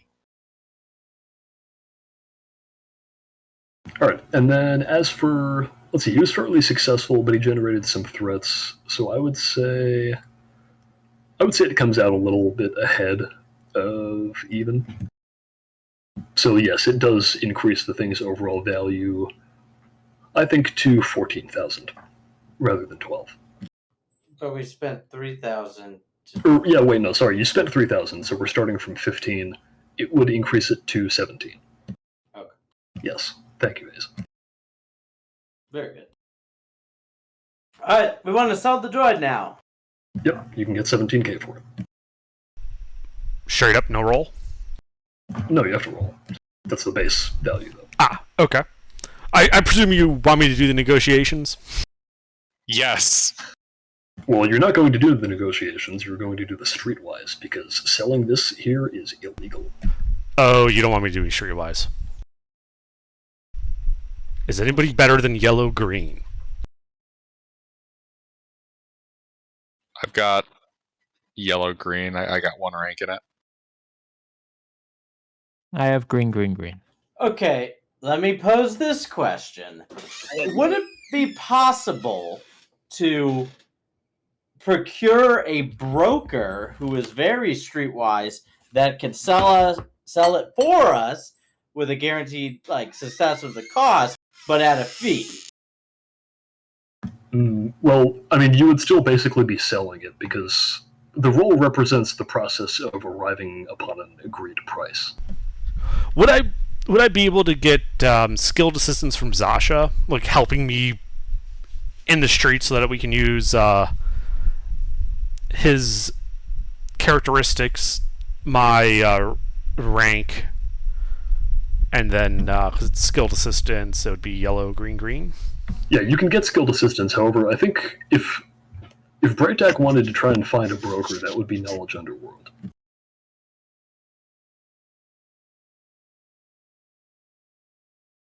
I was just trying to think of an alternative since. Underworld, that would be what are y'all guys? My knowledge underworld is the same as my streetwise. So. I mean, the only thing I can think of would be to try to sell it to the Imperials, but they're more likely to try to confiscate it than pay You us. could give it to the Imperials. You don't think you would get any money for it. Yeah, that's the problem. I want money. Yeah, the Empire doesn't really do gun buybacks. They do gun takebacks. Right, but it's a Hutt droid, not an Imperial droid, so... I mean, it's not specifically a Hutt droid. It's just an assassin droid. They're not like... It's not specifically from the Hutts. They're I think it they're was made manufactured by a company. Yeah. It was manufactured by a company. All right, so I'm thinking we're going to then have to go with the streetwise, yellow, green. What's the difficulty on this? Let's see, the difficulty on this would be 4, but because you're in Ilavli, I assume that's where you're selling it. Yeah. Then that would be only 3. Okay, and I'm going to use a light side point. However,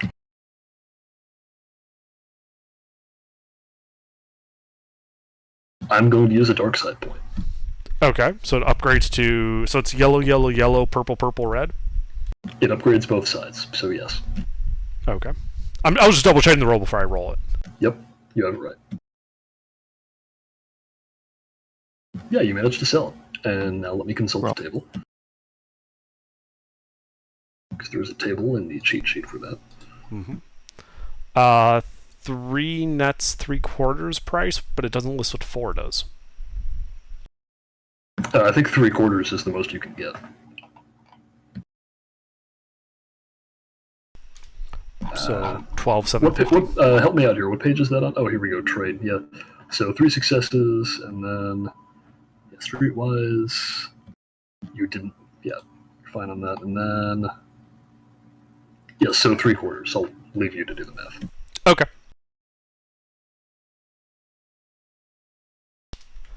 Okay. So that brings the total party funds. Well, wait, how much do we get for it? 12,750. That's it? That's not bad. Yeah, I'd rather have a droid. I mean, that stuff that you did to it adjusted the base value of it, but like especially on the black market, you're never going to be able to sell something for 100% of what it's worth. I did not know that. That's like, you're not going to be able to sell your used car for its MSRP. Like, get the fuck out of here. It was still worth. So that brings the party fund total to 16,402. Not too shabby. Brington and I would like to purchase battle armor at a reputable source in the underworld. But why in the underworld? I don't know, in whatever world. I don't. You can buy that stuff legally. Who would like to buy it legally?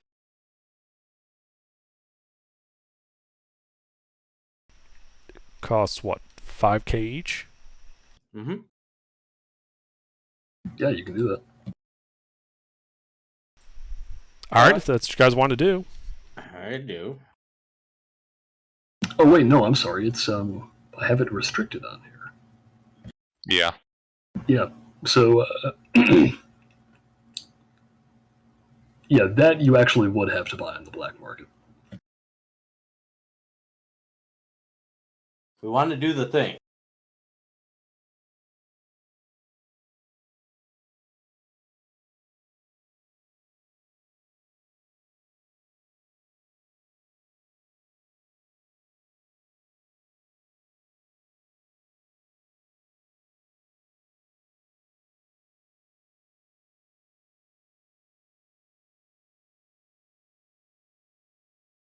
Alright, are you buying it?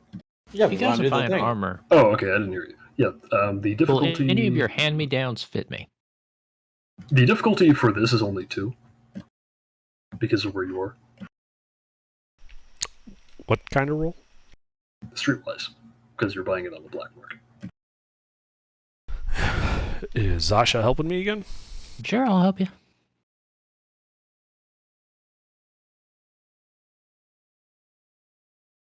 Yeah, you're able to, we'll let that be the rule for both. You're able to find 2 suits of battle armor from a reputable dealer of personal protective equipment, shall we say. Hell yeah. I have an armored clothing. IJRs. Would you like that? I feel like I don't think anything that fits Braytac is going to fit Sasha. I just get this this feeling. It can be hemmed. For the sake of expedience, if you would like to have that tailored to fit you, even if you're a Silhouette 0 creature, we will say that that doesn't cost anything. Yeah, you can sure. just do that. I will do that. What are the Yes. stats on that? Defense 1, soak 1, encumbrance 2. And it's a what now? Armored clothing. Yeah, it's like the next step up from heavy clothing. Okay.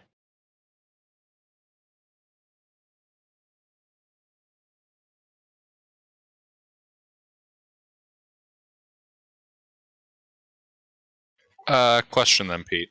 Mm. Am I able to use my suit of laminate armor as a like a Bartering tool. no, not bartering tool. God, no. Shit, what's the word I'm looking for? What do you sorry, want? You want to use it like as a source of spare parts for the battle armor? Yes, So- as a source of spare parts for maintaining and repairing the battle armor. I think I understand what you're asking. So when we made your character, we decided that your laminate armor is Mandalorian armor. So if you would like to use the battle armor to upgrade your Mandalorian armor so that its like baseline stats become the battle armor, you can do that. Absolutely. And then you would have spare parts from the laminate armor left over. All right. This does consume both of them. Like they're you no longer have a complete set of laminate armor after you do this. Right. I'll just call it armor scrap in Armor my scrap. list. Yep. I'll head back to the ship and retreat into the bowels of the engine room. Yeah, to shove the square peg into the round hole until he comes out with a complete suit of armor. Does that take any time or? Back there and We won't worry about it. Well, I mean, it would take time, but who cares? That's all I wanted to do, man. The breakdown's ready. All right. So Is I there will note anything that- else you would like to handle before going to meet up with these people?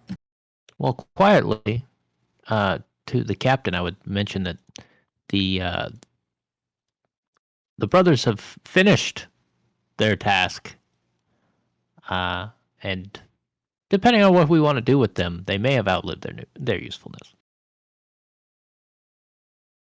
agreed.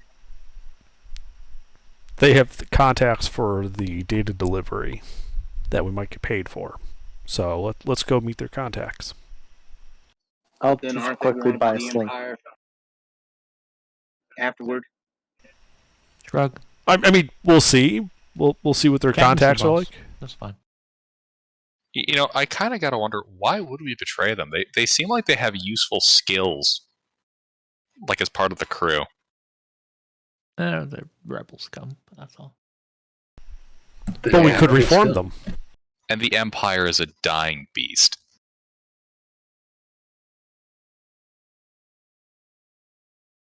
Well, you know, Yeah, but it's the They, Empire, though. they did fuck up. They did fuck up. That's because they were incompetent, not because the idea was bad. Yeah, you think these guys are like pretty good with computers and mechanics, but they have like terrible OPSEC.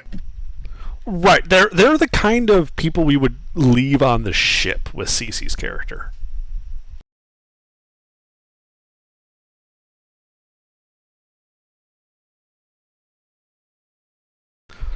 You know, there are those red shirts in engineering that always get killed when the breakers on the ship start popping.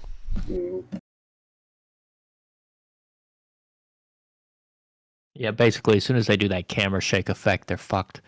Yeah, they fall over and don't get back up. Oh man, guys, this is just beautiful. Remember when I told you to give your money to the party? Aha. Oh my god, it's just Oh, So- you're so- imagining your new armor. it's so beautifully crafted, and I'm looking at its numbers here. Yeah, how much soak does that get you up to? 8. He's Let's eight. see here. Let's see. It's got a Nice. base soak value of the same amount as laminate. Yep. What does not? Oh, it's laminate? No, it has the same soak as laminate armor. It has the same So- soak as laminate armor. Oh, it it's just has laminate. +1 defense. So in Oh. my case, my soak value doesn't actually change. Yeah, it just gives you. Although I think you increased your range defense by 1, so now you have 2. I have 2. Yeah, I have 2 soak, 2 melee, 2 ranged, 6 encumbrance from that thing, so I'm a little heavier, and 5 hard points. Not bad. I am going to begin integrating environmental systems into this thing. All right. Well, what are you doing?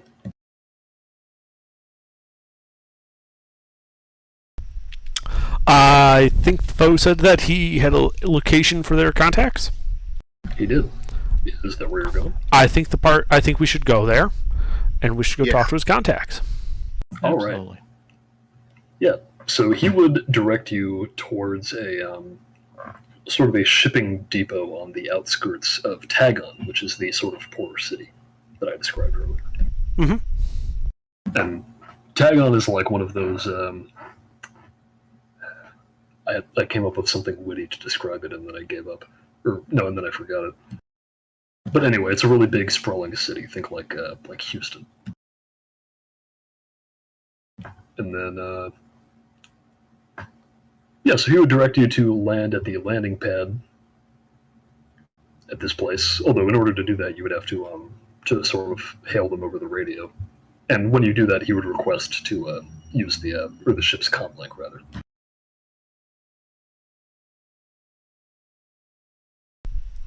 Okay, sure. Yep. And then he requests permission to land in like the standard way that you would do at any sort of private landing pad.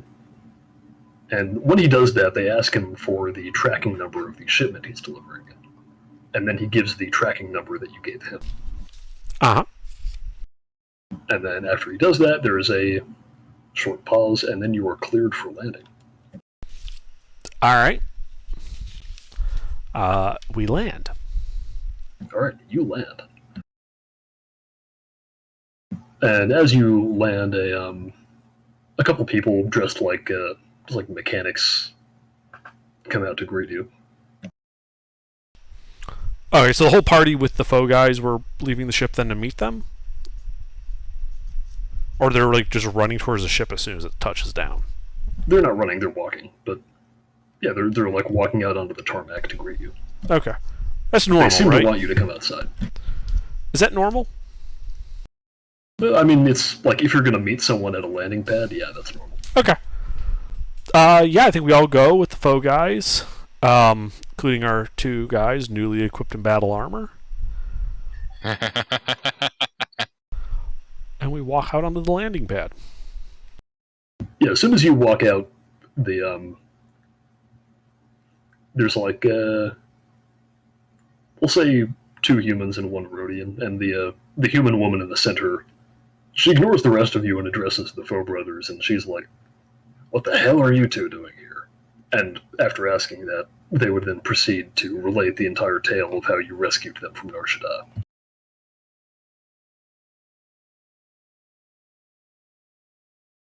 And then after the tale is done, and they do play up the heroics a little bit, you know. But after the tale is done, she would say, "Huh, is that so?"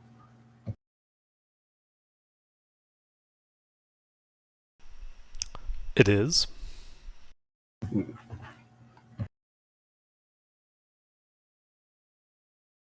Well, you did a good thing by bringing these 2 knuckleheads here. Hey, you actually got here at a good time. We're expecting a new batch of orders in 3 days, and we'll need all the ships we can get to fill them.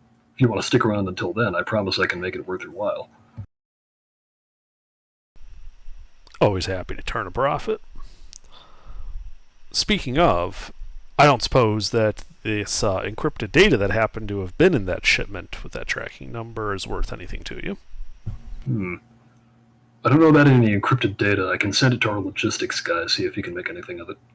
He's the guy who has all the codes. And she has a data pad on her, and she offers to transfer the data onto it. She's scamming me? I don't know, is she? Does she seem earnest? That you would have to roll for. What's the roll? It is vigilance. Okay. Ooh, I think I got something for you. Oh, what do you have, Aiden? I'll just be next to him, and engaged allies add 2 boosts to vigilance and perception. Alright. People are just on their guard around you, apparently. I just enhance their senses. or enhance their awareness. Yeah, it's those big eyes. Makes you want to pay attention. What's the difficulty? The difficulty will be... Actually, no, this will be a contested check. Just roll your F. Okay.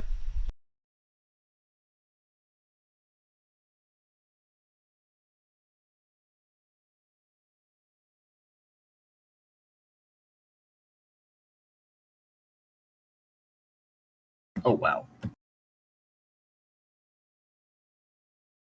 You did actually score more successes than her, so you are confident that that she is telling you the truth. That, like, she's not... She's not just going to take the data and run. You don't detect any ulterior motives. And no, you don't think she's just going to, like, take off or anything. Sure, I'll give her a copy of the encrypted data then. Mm.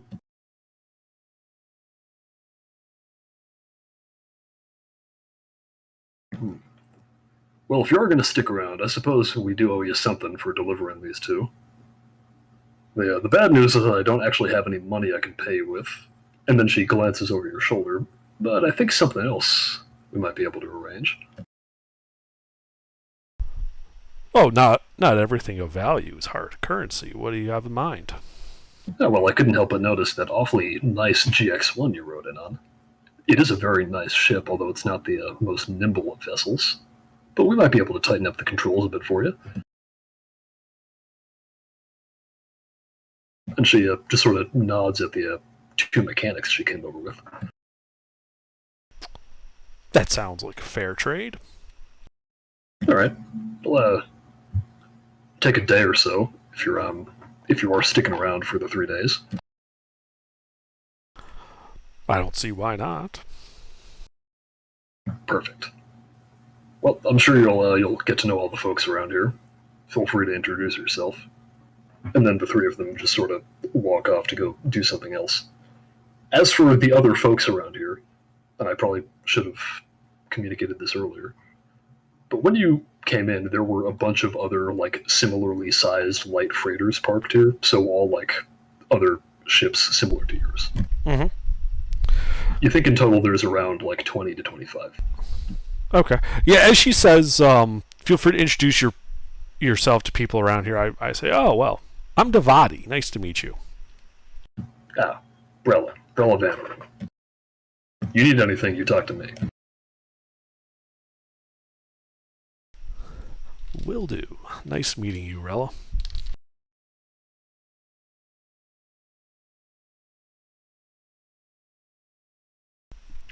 And, well, we got like 3 days to kill, guys.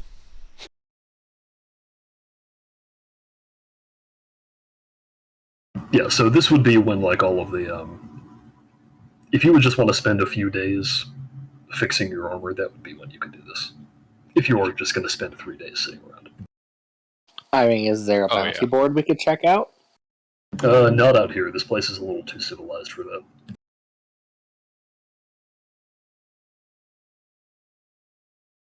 However, there are plenty of exciting people to meet around here. Or so she claimed. Wait, define around here. Well, around this this port that you're, or this depot that you're in.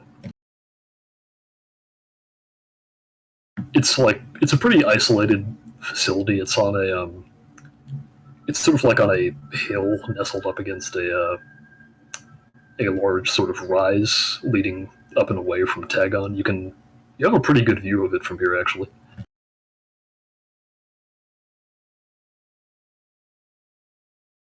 You can, like, see the city out by the bay and then the ocean beyond it.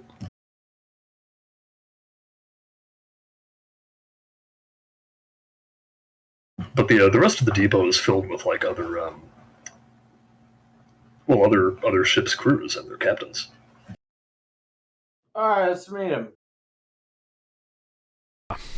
Sure, let's go say hello. Introduce herself. Let's go carousing. Yeah, you can go carousing. I'll stay on board the ship. Working on your armor. Oh, yeah. All right. Braytag walks around with his sword out always, by the way. I'm going to reiterate that fact. Everybody thinks you're very cool for that. Let me see here. It's on one of these. Every ship's crew's got a mall ninja. Yep. Well, they've got their God, I anti-mall hope not. ninja. Wait, so who's the mall ninja on the Millennium Falcon? I think Luke.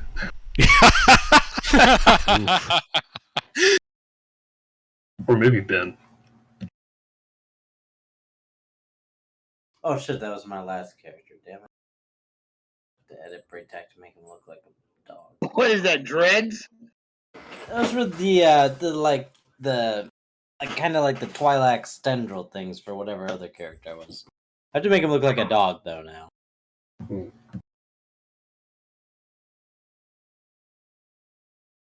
Oh, those are the Alina. I just realized what I was looking at here. Yeah. Yep. Alright, anyway, yeah, so you're meeting people. Don't those Before- eyes just make you want to look? No. They make me want to scroll up so it's not there anymore. I know, right? Alright.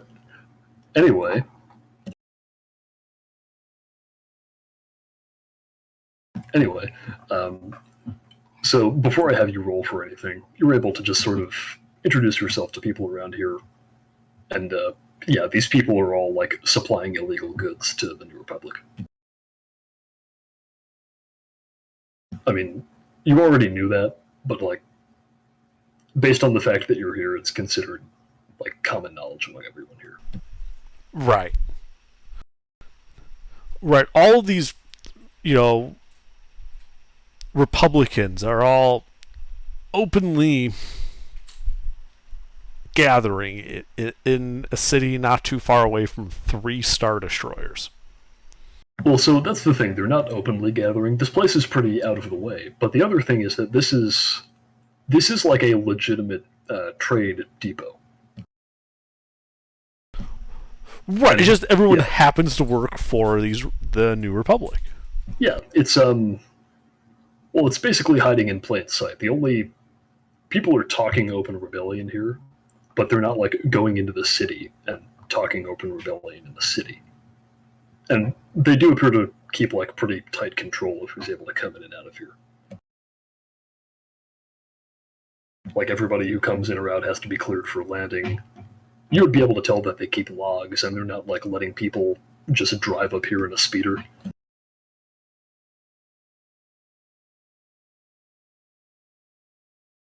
It's it's sort of like a little compound up in the hills, just sort of hiding in plain sight. Okay. Yeah, the classic saying: the closer you are to danger, the farther you are from harm. Mm. Except instead of Isengard, it's 3 Star Destroyers. Yeah. But yeah, why don't you if you want to carouse here, you can roll for I think charm is carousal. Carousal. I love that word.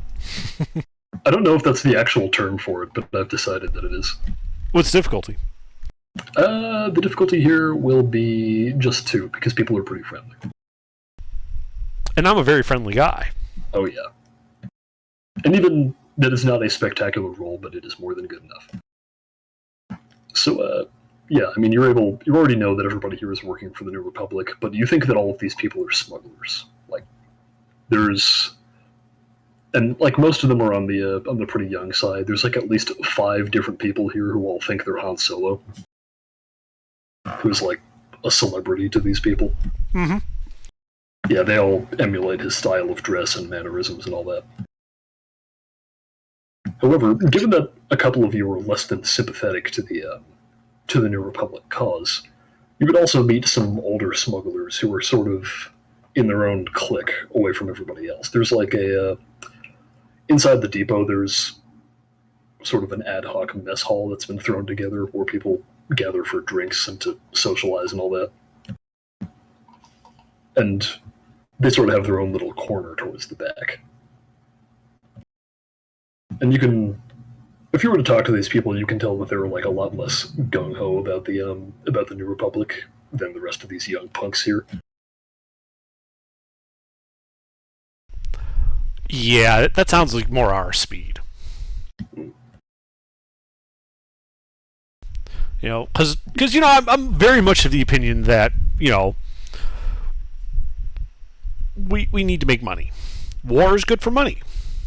Corollary to that, peace is good for money. Some of them certainly feel that way. Others just prefer to the sort of better stability when the Empire was at the height of its power, which was like a few years ago.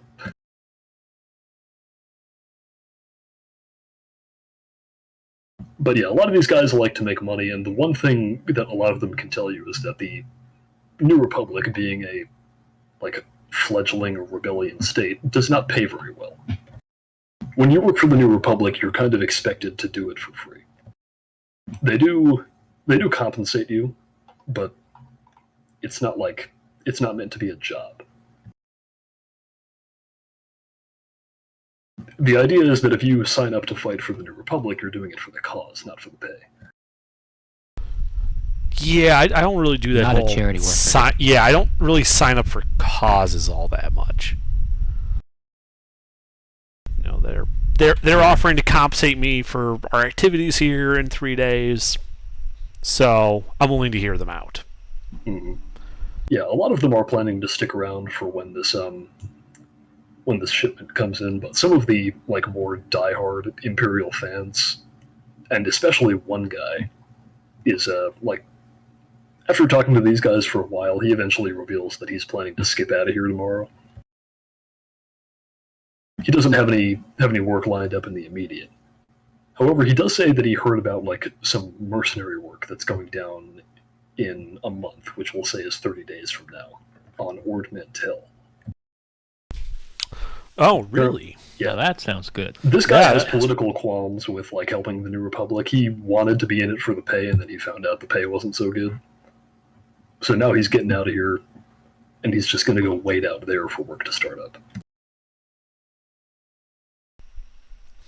Well, I tell him that, given our compatriots, that seems like something we would also be interested in. And, given our relatively unaligned nature, we'd certainly be willing to hook up with him and, take on some bigger jobs, perhaps, than either one of us could handle alone. All right, well, he's not into dudes, so he won't be hooking up with you.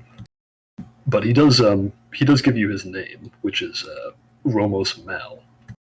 And he says that if you... But Under is a Twi'lek, so... I hadn't considered that, but still. Yeah, he gives you his name. His name is Romos Mal, and he tells you that if you do end up making it out to Ord Mantell around that time, just... Oh, and you know what? He would give you his comlink number.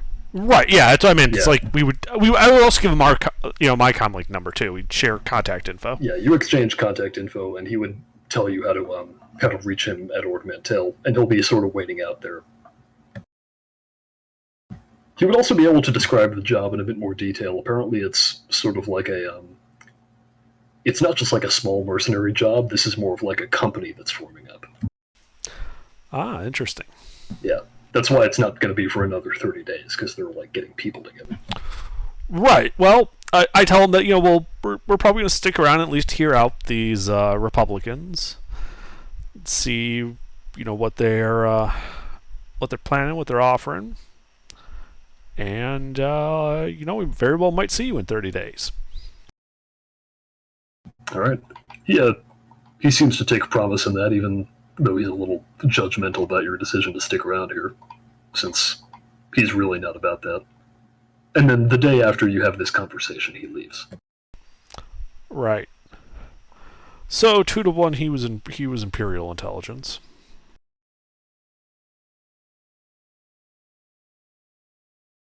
Now that it's been a day, you would also get back that data packet. Oh yeah.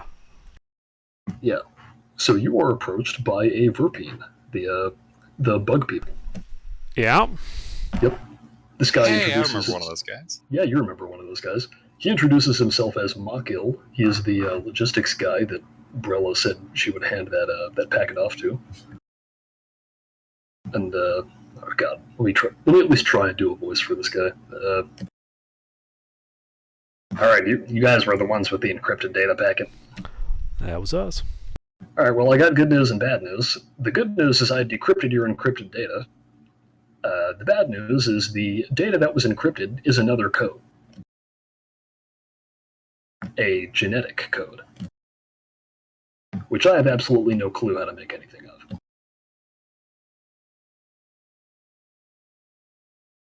He would have a data pad that he would use to transfer the decrypted data onto yours, if you like. Sure.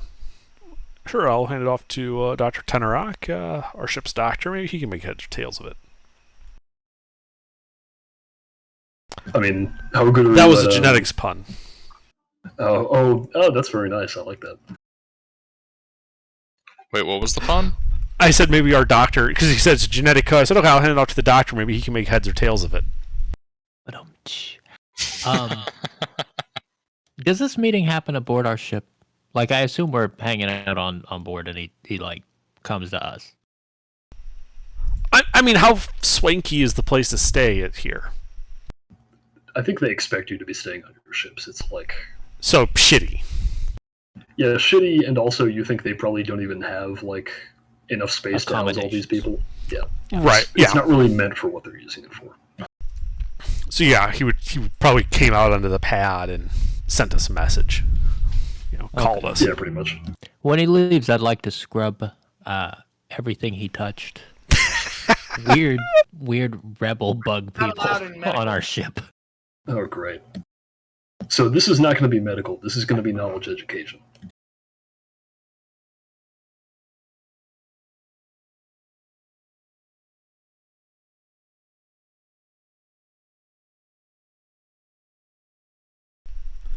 Knowledge education, huh?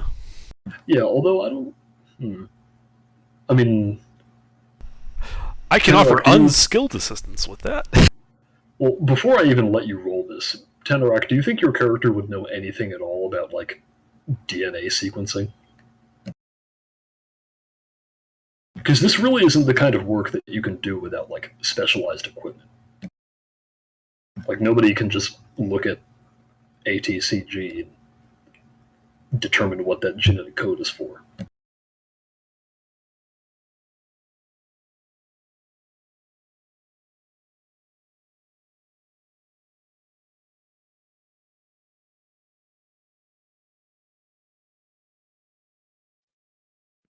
I suppose he just spent some time pondering. I mean, you can spend time pondering with it. The problem is I don't think it would even be possible, regardless of how knowledgeable you were, to make anything of this without, like, the right tools and specialized knowledge. Let me think though. I don't know where he actually is. He might not be here. Yes, Mr. Oh, he's deafened. Or, no, wait, that's Kovac. Yeah, I don't know where Mr. is. Well, anyway, after you get handed that, you would get a call from Brella, who is apparently also informed of this by Mako. And she would tell you that, yeah, nobody here is able to make anything of whatever genetic code this is. But based on the information that she got from the Foe brothers, she agrees with you that this was almost certainly from a New Republic spy, and that if you stick around here and wait for the people bringing in the new orders, they might be able to get you more information about this. Well, we plan on waiting for the 3 days to see what the situation is regardless, so waiting. If you're saying that they're also going to be bringing information about this information, that just makes it all the more wild to stay. Yeah, it's more like there's people coming who might know more about this, or who might be connected to the New Republic's intelligence network. Or, I guess more so than she is. Well, typically intelligence networks would be compartmentalized, so they are sense. Compartmentalized. Yeah, like this whole sort of operation that Brella is overseeing here only interfaces with, like, the Foe brothers and a couple other cells that send them material. and then they have like one person at like New Republic intelligence that they report to, and that's it. Mm-hmm. Yeah, pretty standard cell architecture. Exactly. Once she's done swabbing the decks, I think Tix is going to spend most of the rest of the day just daydreaming about how nice it would be to just leave and then come back with a platoon of fucking troopers and just watch. Zasha, if you can figure out a way to turn a profit doing that, tell me and we'll do it. All right. Well, it's about to have been 3 days, so you are sticking around for that third day, yeah? I mean, we might as well. Oh, by the way, you know how she said she was, tuning up our ship? Mm-hmm. What's the effects of that? I'm glad you asked. After the second day, that work is completed. Here, let me send you something. And Zasha, maybe you should also be like checking over their work to disable as many of their tracking devices that they've undoubtedly installed as you can. Yeah, and the bugs. Mm-hmm. Mm. Both physical and electronic.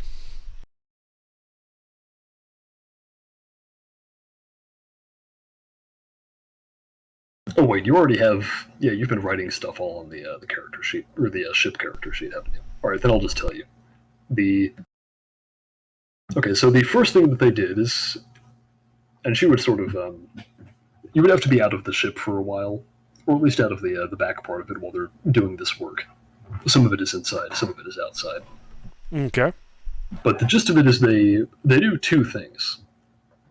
The first thing they do is they sort of give the entire ships don't really have control surfaces, but they upgrade the equivalent of the control surfaces, like the lateral repulsors. Okay. So on the sheet where it says handling -1, change that to a +1. Okay.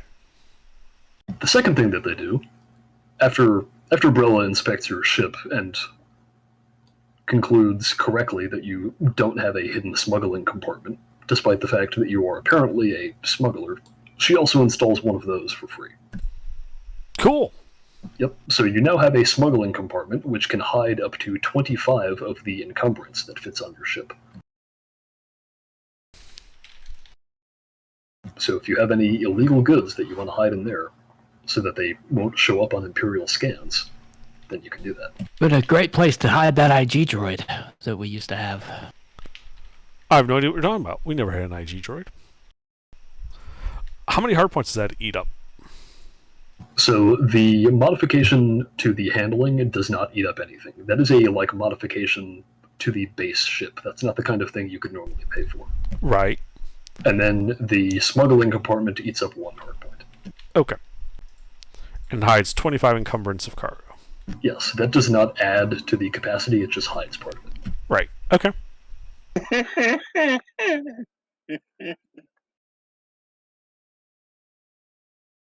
I mean, yeah, I suppose that'll do. Alright, now assuming that by the third day, you're not just up and taking off out of here in disgust, then right before the, we'll say on the morning of the third day, she would call together all of the captains for a meeting to explain what's going on. Okay. Well, I suppose I should go to that. Yep. And yeah, so you all come together for this meeting, and there's a hollow screen set up inside the depot that you're all gathering in front of. By the way, I have my comm link open back to the ship so everyone can listen in. Yeah, they can attend as well if they want. Oh, okay. Well, you said captains, so I thought maybe they were restricted. Yeah, well, I mean, it's for captains that you're intended to bring your first officer or whoever. I think you could probably bring everybody. They wouldn't care. Okay. I mean, if they don't care, I'll just bring everybody. We all just stand quietly in the background. Yes. There's nothing wrong with that. I hold a sword. All right. And then she's going to give you all a little spiel, which I will now read. And she says, Alright, people, listen up. Until now, I've had to keep you all in the dark for the sake of security. So here's what's going on. As we speak, a New Republic task force is arriving in orbit to begin their assault on the planet. The reason I've gathered you all here is to assemble a strike force that will bring down the city's anti-air defenses and escort our troop transports so they can land safely. If that sounds too dangerous for you, you're welcome to sit it out and wait here until the fighting is over. As for everybody else, get your ships ready and prepare to leave.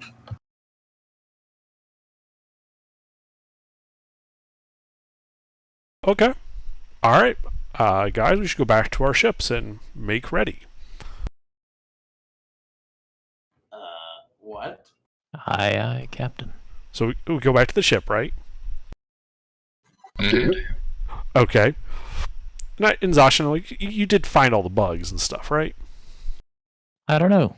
Jim, did I find all the bugs and stuff? I have no idea what I was supposed to roll for that. Get to it. That would be... we'll call it mechanics, and it'll be... We'll say difficulty 2, because you know the ship pretty well by this point. If somebody else or 2 other someones would like to roll that, you can do that as well. My guy does not know, like, how to do stuff like that, so no. I'm not Me good at it, neither. but I can give unskilled. But I've seen a Hold on. bug before. What's the thing? What's the check? Somebody wants to have the ship checked for bugs. Right. What's the check that in question that everyone's saying they can't do? Mechanic. Difficulty 2 mechanics. I have 3 ranks of mechanics. All right. Great. Is I Mr. also... Yeah, I have 3 green dice, but no ranks, so go ahead. Unskilled assistance. Yeah, we'll say you can have unskilled Yeah, I'll do assistance that. as well, because you're checking the whole ship. All right. So I got yellow, yellow, green from me. Blue. And then Blue. Yes, given that you know the ship quite well because it is your ship, you are confident that they did not place any tracking devices here. Excellent. Or that anyone else has placed any tracking devices here.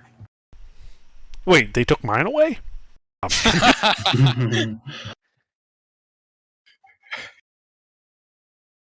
Sticks head out of engine room. Devada, your track device is missing. No, Those never mind. I bastards. found it. I found it. No, I would like, however, to call Bro on the comlink. Mhm. And say, okay, so we're making ready. By the way, can I get the contact info for the guy you mentioned about the genetic code stuff? So, he's not here yet. He's going to be coming in with the fleet, but when he gets here, I can make sure you meet. Yep, alright. You know, assuming you live. Yep. Right, guys, so we're leaving, right? Yeah. Everybody else seems to be Definitely we're like, leaving, yes. I mean, So- Hyperspace are gone. do we not want to follow this genetic code? There's no money. Yes, but there's no money in getting killed. We have the info. We can get somebody else to do that. Right, we can... Cheaper than our lives. Yes. She did say she would make it worth your while. Yeah, and, you know, I've heard that one before. And gonna I be a don't recall it combat having to involve in a giant-ass battle. That sounds like a good way to get shot. Yep, it's going to be a strong pass from the doctor. I really have Really I have a hard strong moral objection to helping them. I mean, I'll do it, but No, see, we got crew members who really don't want to fight against the Imperials. Or on the side of the Republic, either way. I guess the real question is, as we're leaving, do we want to drop a dime to the Imperials about this? they'll probably be gone by the time the Imperials hit the base. And I mean, I suppose, do we have their rendezvous coordinates? We could drop those. Yeah. Well, but also, don't- just knowing that there's a hostile fleet means that they can have the Starshers in orbit instead of hovering over the city. I don't believe we should tie ourselves to this at all. As you guys are discussing Okay. this / making your ship ready, you would notice from the excellent view afforded to you by this depot that you're at. No, a we're gray- leaving. What? But go ahead. Well, hold on. What did you say? I missed it. Why are we still at the depot? Have you taken off yet? Yes. Yes. Okay. Well, then, as you were making your ship ready, and before you actually no, well, you've taken off now. So as you're deciding where to go, because I haven't heard where you're going yet. Away. Yeah. We'll say as you're taking off, you would see through the cloud cover, because it is a cloudy morning, a large gray wedge shape sort of breaching down through the clouds as an Imperial Star Destroyer descends from orbit, trailing smoke and fire, and crashes into the ocean. Oh, shit. Can we jump the light? The battle is starting now. The light speed from here? I believe she did say that the task force was exiting hyperspace. Hey Pete. They've cleared the way. I got 2 ranks in warfare. What kind of given the information she just gave us, what have they brought to bear that took out a Star Destroyer this quickly? Well, so the one thing is you don't know exactly when the battle started. I mean, if what she said was accurate down to the second, that would be exceptionally fast. And based on that, you think they probably got here a little bit before she called that meeting? Like, the battle has probably already been going on for not a long time, like maybe less than an hour. But in order for that to happen this quickly, yeah, you think this was probably like they sort of blindsided them a little bit, or they would have to in order to do it that quickly. What kind of damage does it look like the Star Destroyer suffered? Primarily fighters, or does it look like it got broadsided too? That you would have to roll for. I'd love to. Difficulty 3. I mean, this could become a salvage mission.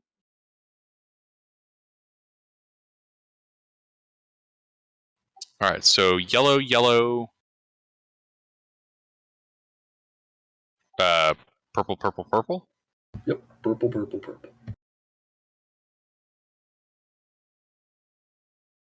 Yeah, you're not sure. The ship is too on fire, and also parts of it are exploding now for you to be able to tell. Salvage mission does sound good.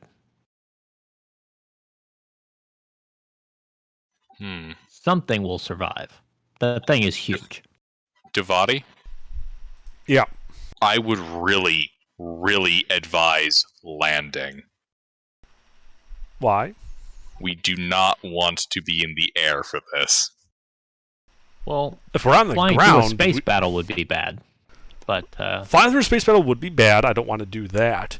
There are ways around that, I think.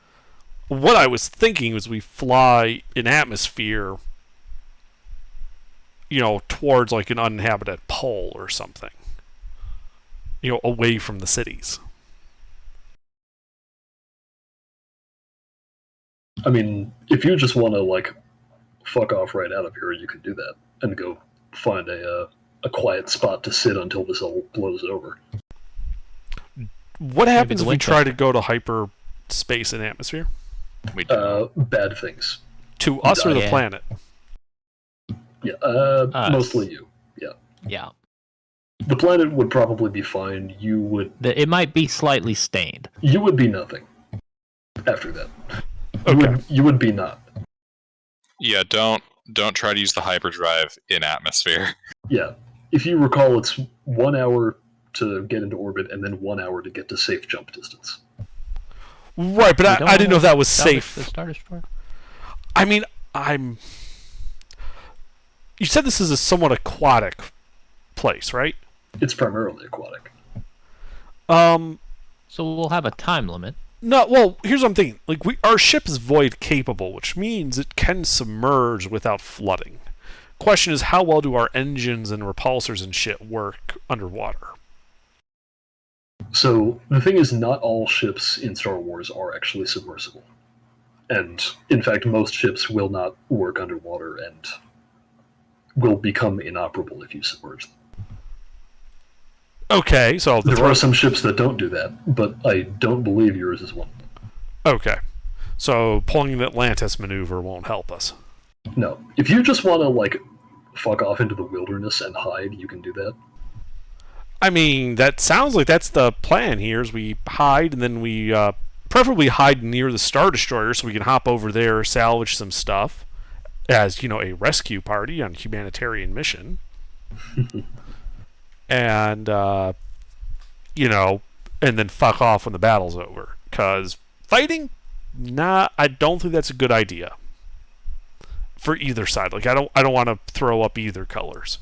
I prefer neutrality. What is the likelihood that if we went over there on a, quote, humanitarian mission to pick up survivors, I mean, surely these, the New Republic, they're not going to shoot anybody who's performing a humanitarian effort, and, Well, you would know that this woman, Brill Vanarin, who you've known for 3 days, apparently duped you, or attempted to dupe you, into participating in a strike force made up of civilian freighters, which are now currently conducting air raids against the city of Tagon. Yes, well, I'm sorry, but I'm not a fan of Operation Cannon Fodder when I'm the fodder.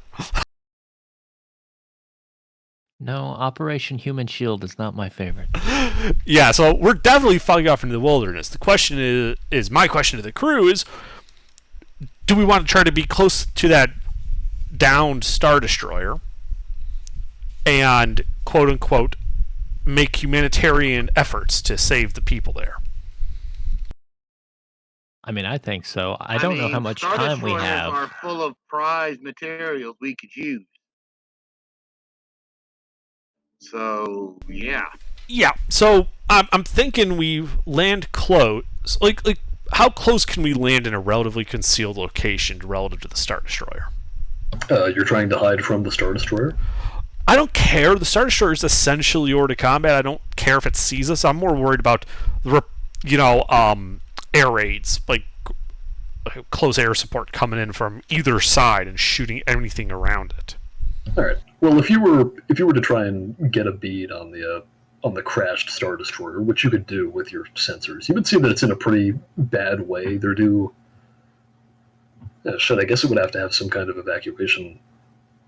Yeah, like they're lifeboats, which are normally for space, that are being sent out, which are just sort of they're basically hopefully acting bobbing like, up and down and not sinking. Yeah, well, they're acting like ejector seats in atmosphere, except instead of an ejector seat, it's like an ejector pod with like 20 people in it. Right, but if I remember Imperial ship design, they had like the whole Titanic problem where they have like a crew of 5,000 and only enough room on the escape pods for like a couple hundred guys. Oh yeah, I mean, you could probably know that. You think a lot of people are probably already dead, judging by all of the I mean, the explosions force and of fire the and all impact, the size of the ship, there's a lot of people that ain't getting any escape pods anytime soon. Right. So what I'm like here's the thing, like the people in the escape pods are relatively safe. They have the escape pod emergency stuff. The pod itself will keep them from suffocating or dying of exposure. The people on the Star Destroyer are at the most risk. And therefore we should get nearby, but a relatively safe location so that we're not about to get air raided. Right. And those are the people we need to focus on rescuing from the Star Destroyer. If we happen to, have to remove any material in the way to get to these people, well, it's legitimate salvage. All right. Well, you do think the people on the lifeboats are probably safe, also for another reason, which is that they currently have a small but fairly dedicated TIE fighter screen in between the crashed Star Destroyer and the battle that's going on. I mean, we can always reach out to them over comms and and assist. Yes. tell them we're providing assistance. As long as we don't man the guns or anything, we probably won't be shot down. Probably. Well, actually, can I get on the comms and contact this combat air patrol that they're forming? The Imperials? Yes. Yeah, sure, you can do that. And then you hear static. Jamming type static? You believe so. You were given the ability to communicate with all of the other light freighters that were at that depot, as well as Brilla. Like they're all on like a channel that you would have been given. So we were given the frequency to block the jammer, basically. You were given the frequency to communicate with the other light freighters. They're jamming all but like one or two frequencies. Yeah, it's a whitelist. Basically. Okay. In Star Wars, we our didn't laser open the point ramp and signal them. I mean, I in could literally Star wave. Wars, are laser point-to-point comms a thing? Oh, that's a good question. Essentially non-radio based communications, like because this is comm, so analog to a radio. Is there a non-radio based means of communication, like if there was a problem with like an airliner, right? Yeah, and they its would pull out radio's the broken. little light with the flaps on it. They literally have flashlights that can flash at whatever's intercepting them to communicate, as well as hand signals and the like. Now, obviously, with a combat air patrol in a combat zone, you don't want to get close enough to wave hand signals at them, because that means they're shooting at you. Yeah, you think with the aid of like your ship's sensors, they might be able to do like some kind of. It wouldn't be a lidar, but it would be like a maybe like some kind of laser based thing. I don't fucking know. We just wiggle at them. Yeah, the question is whether any of you know how to communicate in with that method, because that would be fairly niche. It is fairly niche, and yeah, like in the Star Wars universe, it would really only be useful in a situation of informational warfare and communications jamming. So I would say it would be knowledge military. I've got 2 ranks in that. You can roll it. It will not be easy, but you can roll it. Warfare. This is like a fairly niche thing, so I'm going to make it. We'll call it difficult. I mean, is there a hatch to get on top of the ship? You guys mind if I spend a light side point on this? Do it. Fly Imperial colors. Well, is there an equivalent to a universal protected symbol in Star Wars? Ooh. Well, like here, if we were like in Earth, if we were to throw on a big bright red cross on the ship, it would at least give them pause before they shoot at us. I think there is like a medical logo. There is a medical logo, but I don't think there's any equivalent to the Geneva Convention in Star Wars. Do we have paint? Can I just like slap? I mean, it's gonna be real bad, but can I just paint a big old Imperial symbol on a blanket and just wave it around on the roof? All right, so money are YY green. Yep, YY green, and then 5 purple.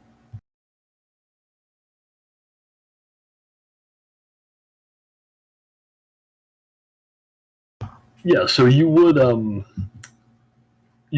like learned at some point, Branks, probably from whatever Mandalorians raised you about this method of communicating between ships in situations where like comm silence is necessary. So you do know how to do this, you're just very rusty at it. All right, I'd certainly like to give it a try. All right. Let's see here.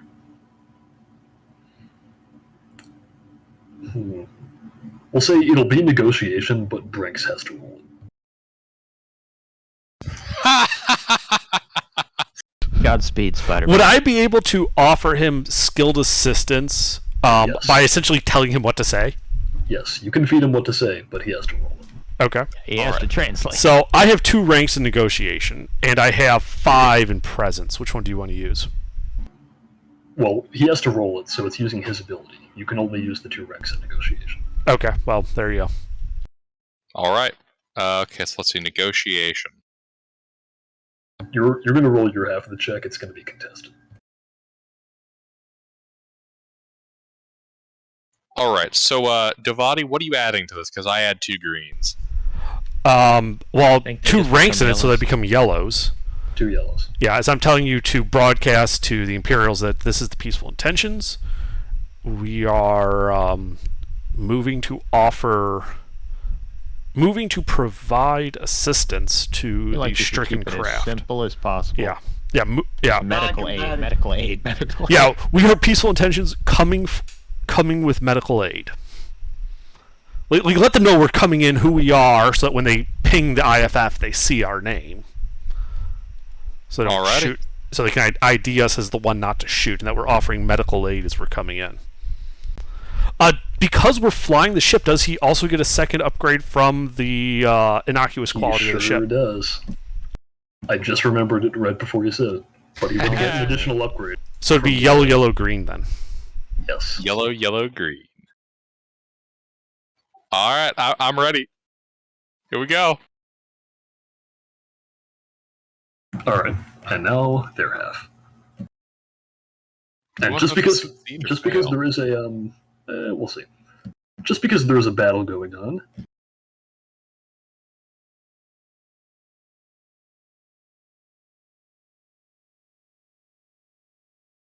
So they're going to be extra wary.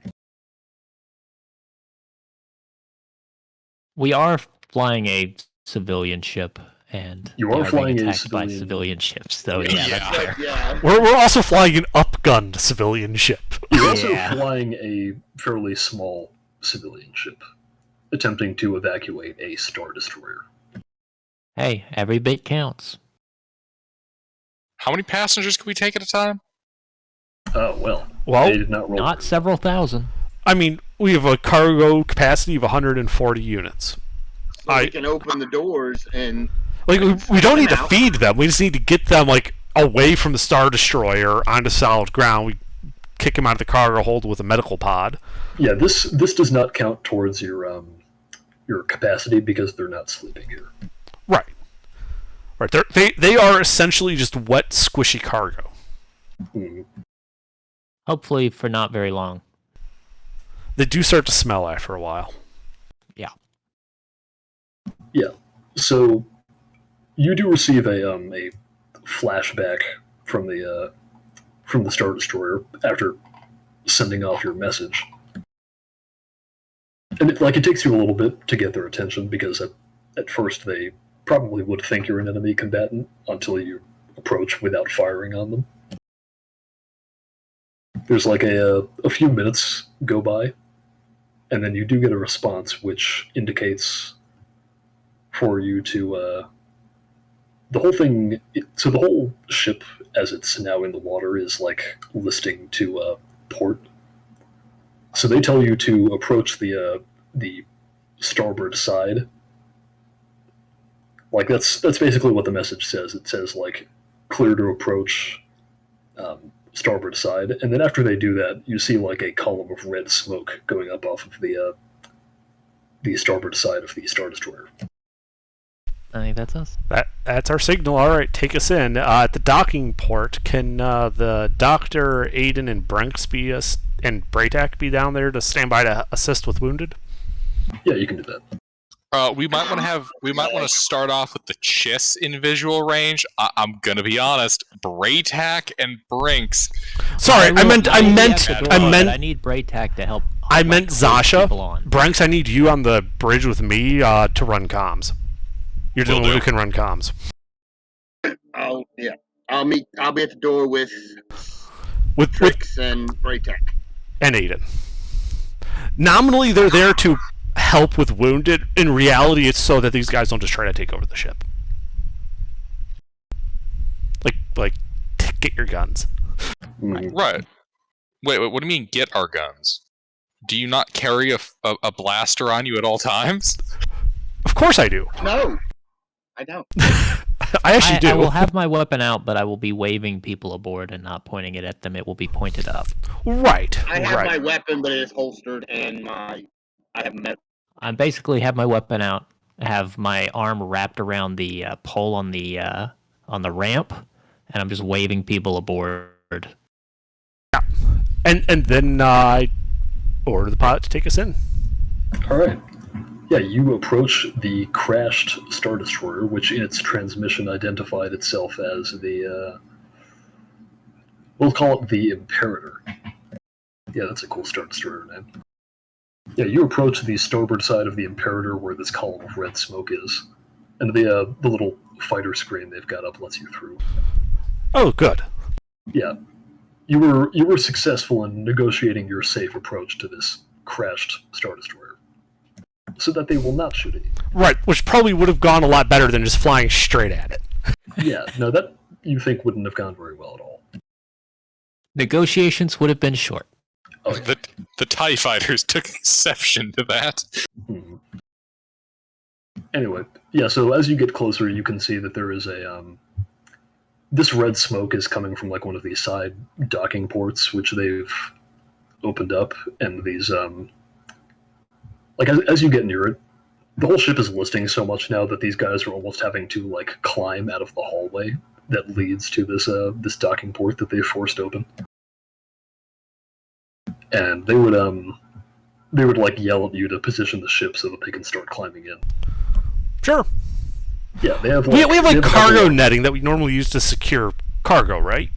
Yeah. We can drop that into the thing to assist them getting out of there.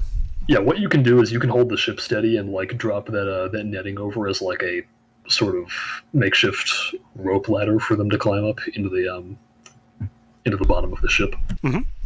Yeah. Yeah, so you do that, and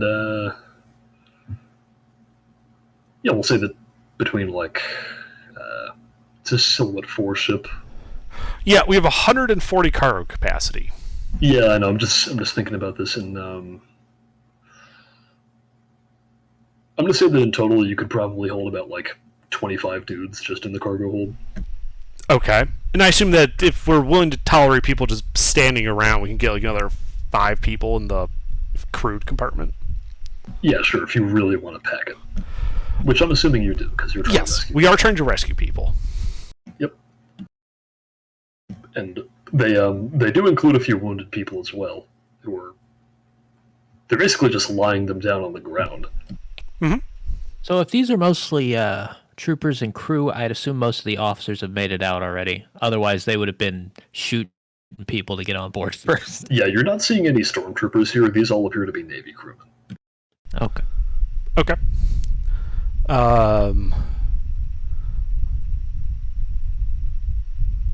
Zasha. Treating the injured. Yeah, is Tenorox is doing that, and I'm gonna get on the com or just ship's intercom since we can't use radio. To tell Zasha, okay, we're gonna go drop the people off at a non-drowning area, and come back for more. Why don't you go aboard and start coordinating the evacuation to our ship? And and you can hear the air quotes in that, Zasha. Sure. All right. How long does it look like I've got? If I had to make a really rough estimate on how long I have before this becomes a really dangerous place for me to be standing once I hop onto this ship. So that is a complicated question because Yeah. there are a number of things that could happen to this ship. There are a that would great cause many it to things. not be safe anymore. Well, my big concern is me drowning and or being crushed to death. Those kind of simple concerns, not the complex concerns. The I'm going to die due to being underwater, or the fact that this is no longer a safe platform. Well, tell you what, if you want to get a really like the most complete answer to that question you would know that big starships like these have internal communication systems, as in hardwired communication systems. And you think that by climbing down a little bit in this hallway that you've entered, you would be able to find a basically like a corded telephone that you can pick up to call other locations on the ship, including the bridge. Okay. Well, I will jump down, and I will see if I can get in contact with the bridge. Mm-hmm. Yeah, you attempt to contact the bridge, and they pick up. There is apparently just like not even an officer, but just a random naval crewman up there, who confirms that yes, the officer corps of the ship has all abandoned ship in the lifeboats. Well, I praise them for being a very brave soldier, and I try to get an ETA what they can tell from up there. Mm-hmm. Yeah. So, let me think. How bad would things be on this ship? It's on fire and sinking. It Pretty bad. is. It is on fire. He would. I think he would probably give you about an hour. Is like the. He would give that as like the conservative estimate for the amount of time before something really bad happens, which is either the ship sinking to the point that evacuation efforts will become much more difficult. Moot. Yeah, let's say moot, or the fire progressing into the armory. Roger that. Or actually, it wouldn't be the armory, into the reactor. There we go. Okay. They're not keeping stores of gunpowder on the stern destroyer. They haven't scrammed the reactor yet? This guy doesn't know how to do that. The officer corps was clearly being a They dick when fucked they off, left. man. And they didn't push the big red button? I'm not gonna delve into the question of how the hell hypermatter reactors work. Okay, and fair what enough. their interaction is with fire and being underwater. But you don't think it's anything good. No, it's going to be bad times. Okay. Is the blast radius reasonable? You don't think it would like take out the city? It would mostly just destroy the ship. Okay, so we can like drop people off a couple hundred yards away and they'll be fine. You think as long as you're not on the ship, you'll probably be okay. Okay. Then we just find a patch of dry ground, drop these guys off, and then go back to the evacuation point. And we just keep shuttling people back and forth while Their transit time. How long do I have before they're back? That's a good question. So if you're just looking for a safe place to drop people off, there is a empty patch of shoreline. And if you're all the way over by this Star Destroyer, so you're already out and away from the city and sort of out of the battle at that point. Yes. Yeah. So you can go up the shore a little ways, or actually, you know what? Maybe there's like an island out here that you could leave them on, just to shorten the distance a little bit. Mm-hmm. And that, in terms of like how fast can you get to and from that point in the ship, and how many trips can you make in 1 hour, that would require a piloting roll. Okay. I'm going to say the difficulty will be... Sounds like something Branks should do. Yeah, no difficulty, because you'll be able to make at least a few trips. This will just be a varying degree of success type thing. So no difficulty half, just make your roll. Damn, I am really active today in a manner I wasn't expecting. Apparently. This is already not going how I was expecting it to. I am not an agile person. You don't want me doing piloting planetary. I'm in no way surprised that this did not go the way it was expected. So is this to go. space or planetary? This is piloting planetary, because you're piloting a ship. Right. Could I offer unskilled assistance by like pointing out where the dry patch of ground is? Yes. Alright, so my base is... Actually, wait a minute. Hold on. You can do better than that. Let me see here. Could I inspire him with my leadership? No, actually, hold on. What I'm thinking of only applies to combat. Never mind. And yeah, you can give him unskilled assistance. Okay. Alright, so my base is yellow, green, green. Mm-hmm. His unskilled would make it green, green, green. No, he's adding a boost die. So it's okay. yellow, So green, yellow, green, green boost. and then another boost from the +1 handling. From the boost, okay. If you had still had the negative handling, that would be adding a black die to the roll. Damn. Yeah. And then what's the difficulty? The difficulty is no difficulty, because this is just a varying degree of success roll. The more successes you get, the more trips we can make. Do you guys mind if I flip a light side? Do it.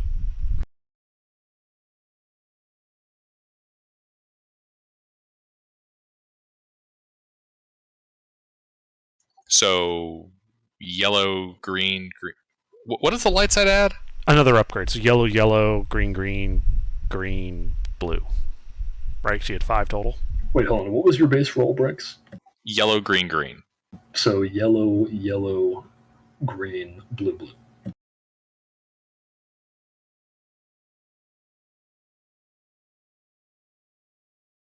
Oh yes, very nice.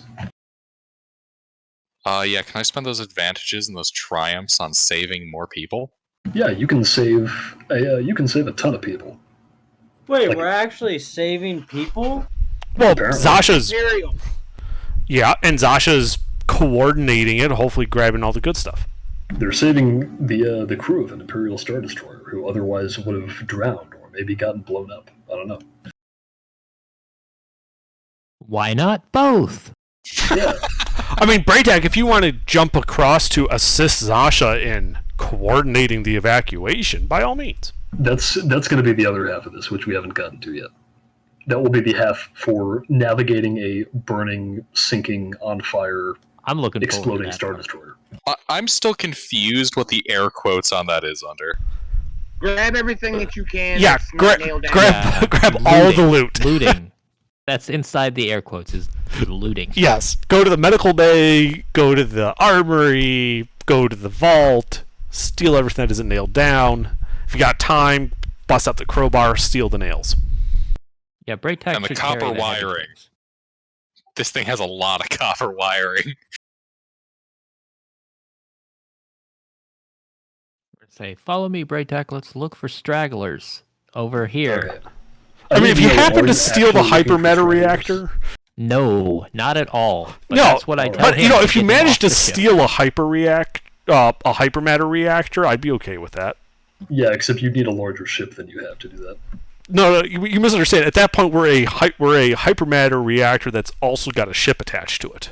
Oh yeah, of course.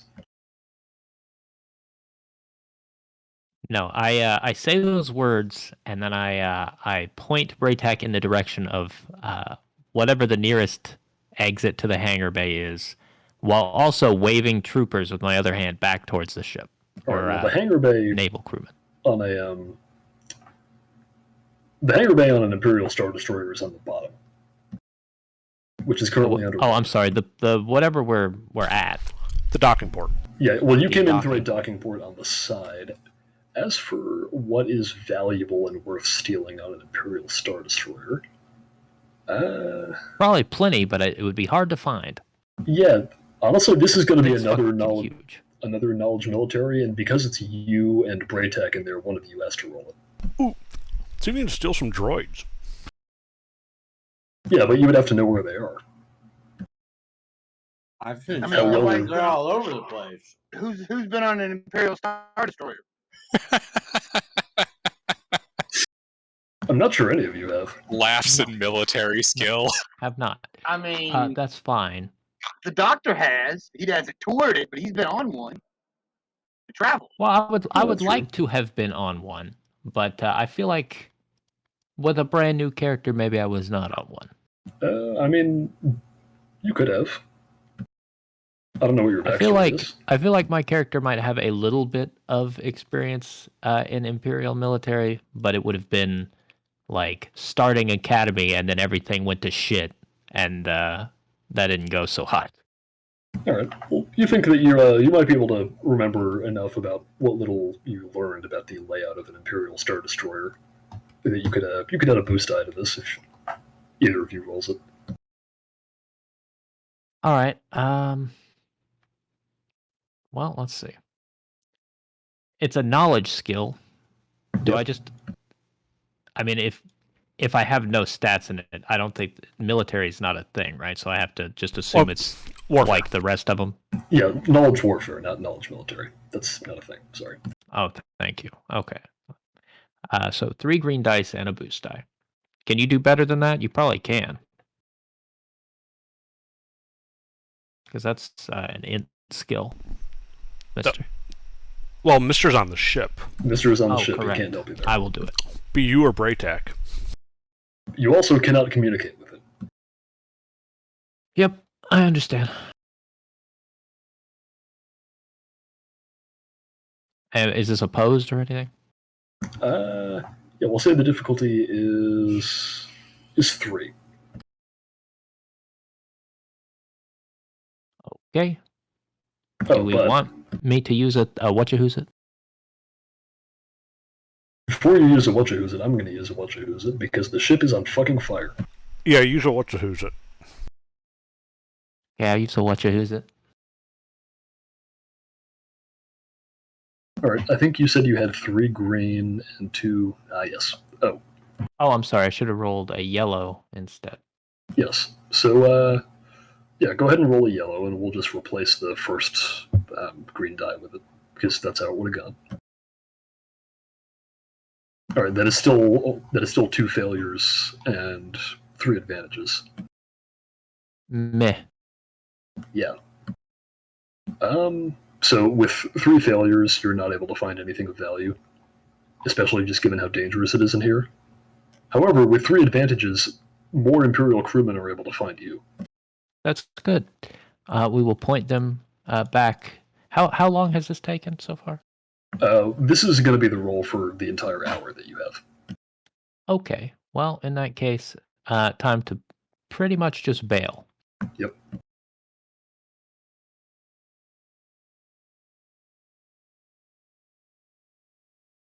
All right, and I want to get at least one of these rolls in here. This is going to be the roll for, do I get blown up or burned or electrocuted climbing around inside this crashed Star Destroyer? I mean, that's a reasonable question to ask, yeah? Yep. So, let's see.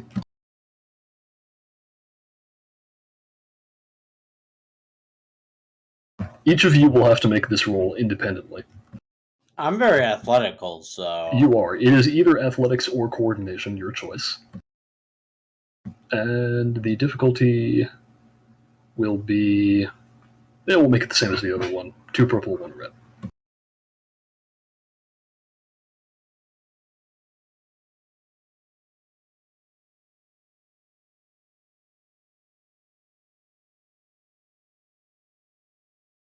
Okay. Yeah, Braytak makes it out completely fine. Sasha suffers 2 strain, but is otherwise unharmed. So something blows up, and it's close, it's hot, but I'm okay. Yeah, you get a little rattled, and the heat is not doing you too well either. It is getting hot in here. After about that hour, you're able to get a decent number of people off the ship. I'd say you could make with the roll that you got, you would be able to make trips almost like every 10 minutes, so 6 trips. So you're able to rescue I think you had 30 people on there. Mm-hmm. So you're able to get 180 and change people off of this ship, including eventually the crew who were up in the tower. Yeah, in the tower. You're able to coordinate with them using the hardwired phones to sort of move around and grab people from different areas. Especially that guy who answered us on comms. We get him, right? Yeah. Oh yeah, you get it. Good. Especially that guy. Yeah. Good man. Yeah, you think everybody you weren't able to grab, you didn't have to leave anybody behind, is what I'm saying. You think everybody who you weren't able to grab probably is already dead. Either that or they're trapped down there somewhere. Right. Well, there wasn't anything we could do. No way to rescue them in the time allotted. It would take an awful lot of ping pong balls. After that hour, there's a few minutes where nothing happens, and then the Star Destroyer explodes. By that time, you would have been able to get away from it, so you're in no danger, and the people on the shore are fine. Are we they're thrilled. Are we talking a huge fireball, or are we talking it just blows out the entire insides of it? Yeah, this is not like the Halifax disaster. This is just there are sort of a series of several explosions around the middle of the vessel as it breaks apart and then sinks into the ocean completely.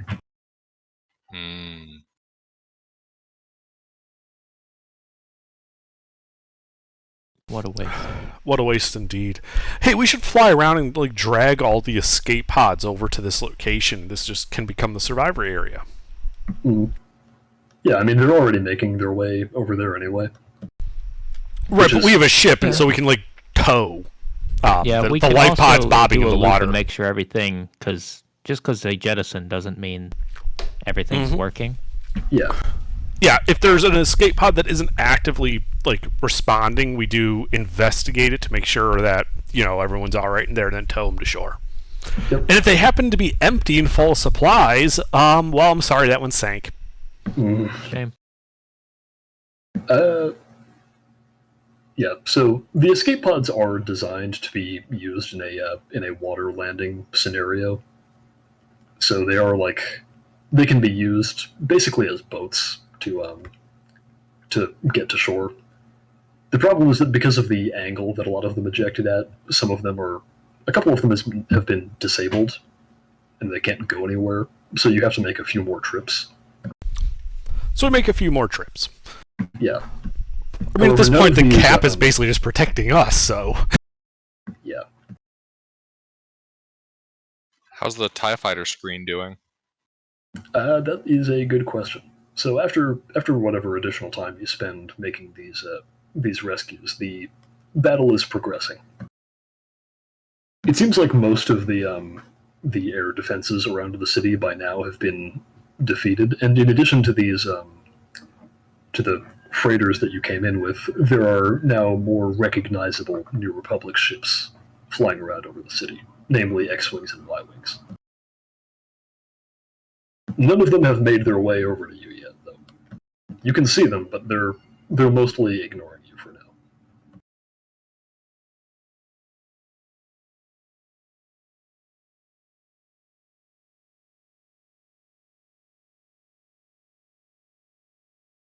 The TIE Fighter screen they seem to be sort of holding back around the island. They're very clearly not engaging in the battle.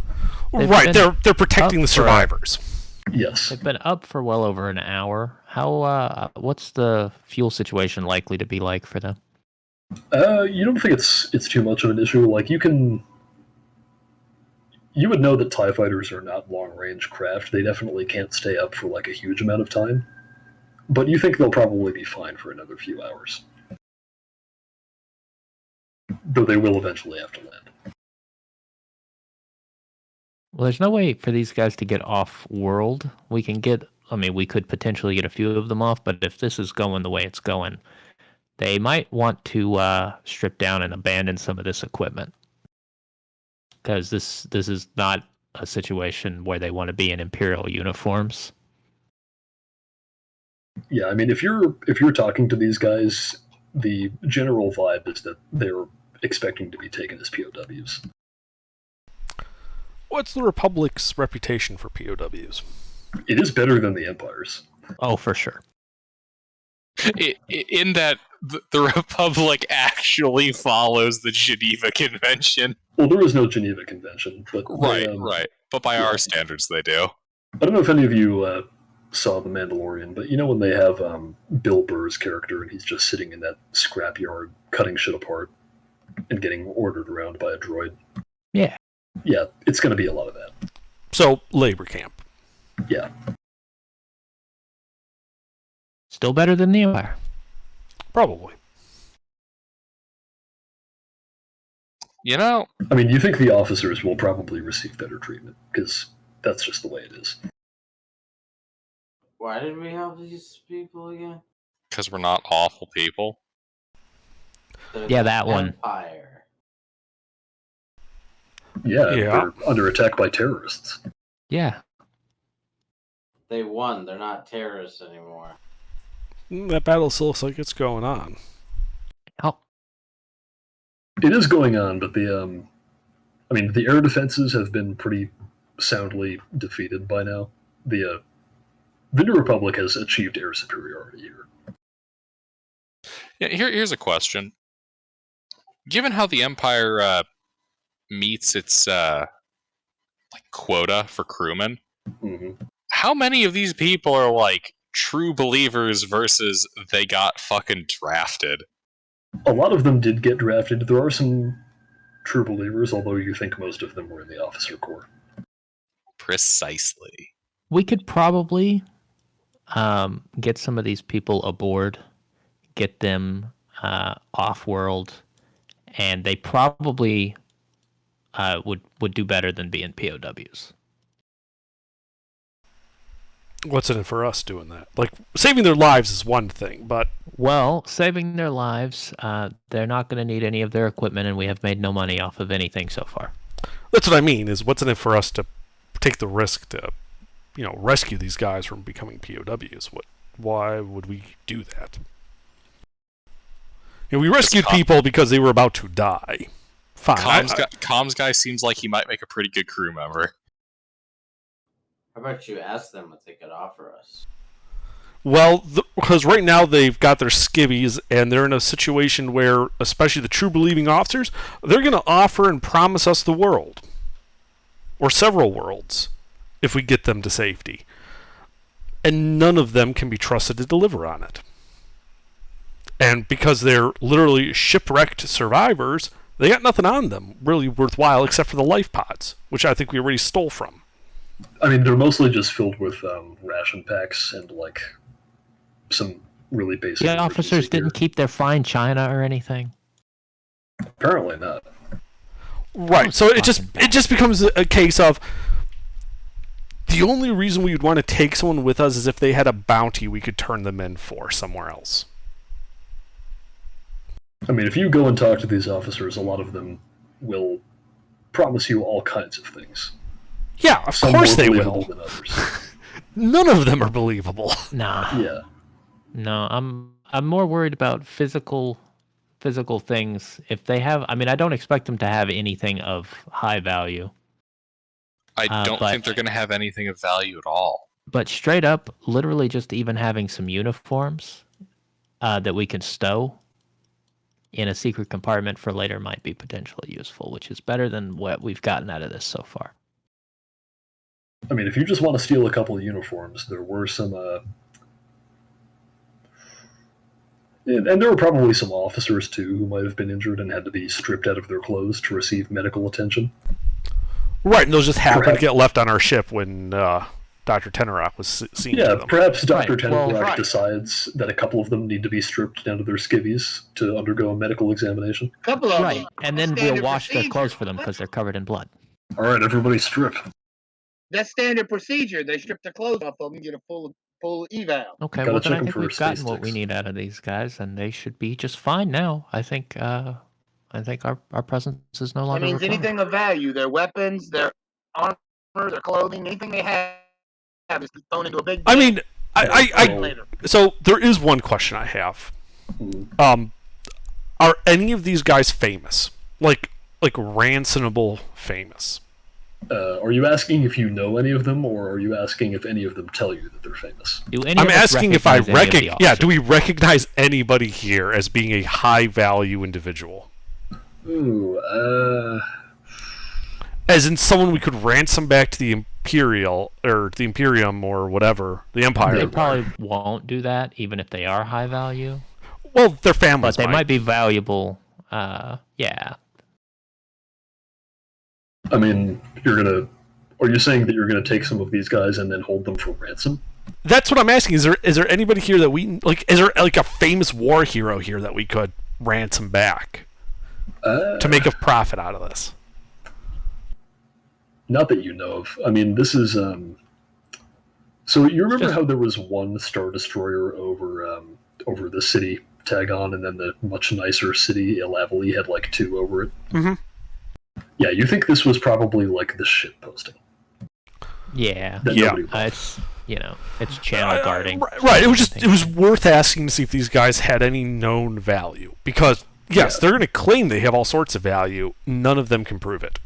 Yeah, Nor can they pay cash up front. Yeah, if you think about the logistics of this, you think being assigned to planetary garrison is probably not indication of like military service with honors. Well, comms I'm guys good with do a us. promotion. Yeah, Yeah. How he's many- doing- Yeah. Oh yeah, How many that guy will make uniforms do lieutenant we colonel. get? But And sing comms guy's praises. He's Hold on, AJR, what did you say? How many uniforms did we get?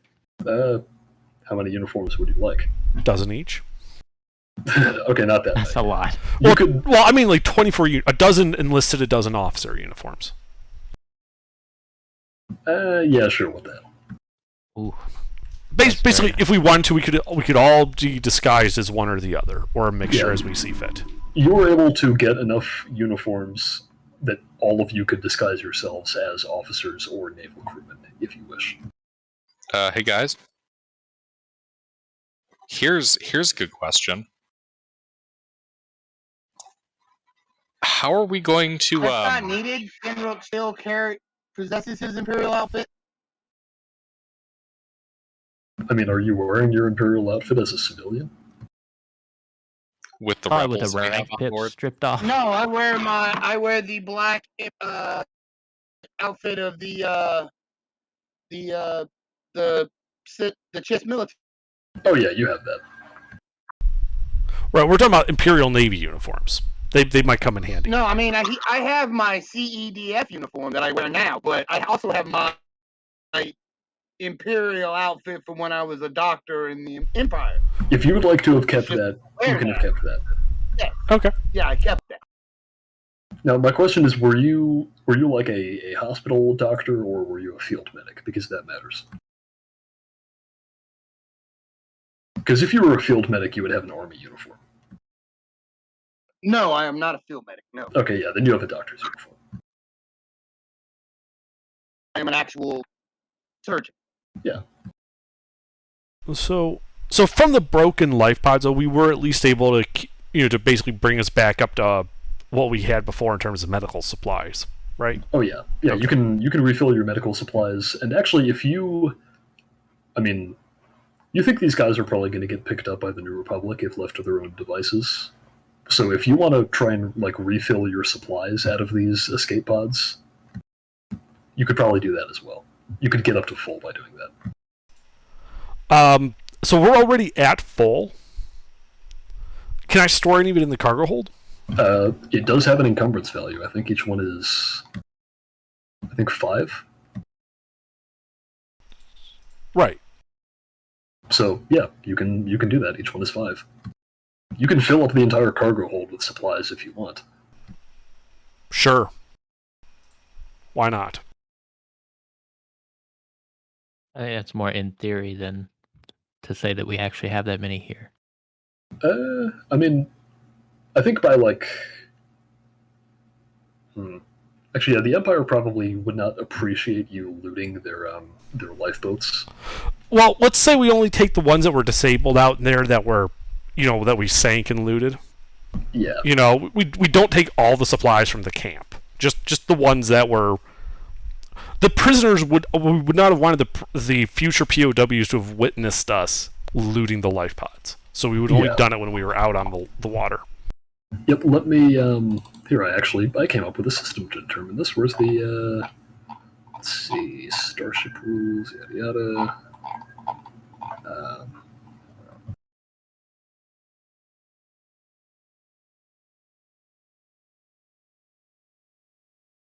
Wait, did I not write this down? Where's the?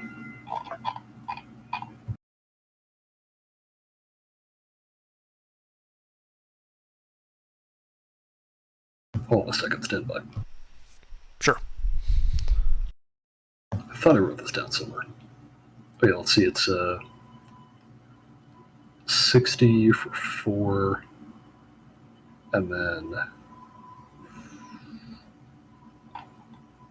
its fuel is...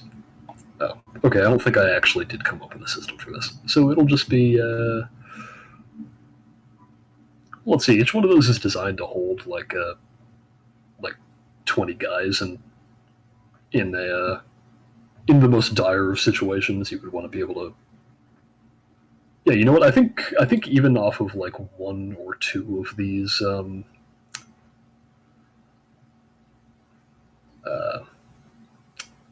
these lifeboats, you could probably.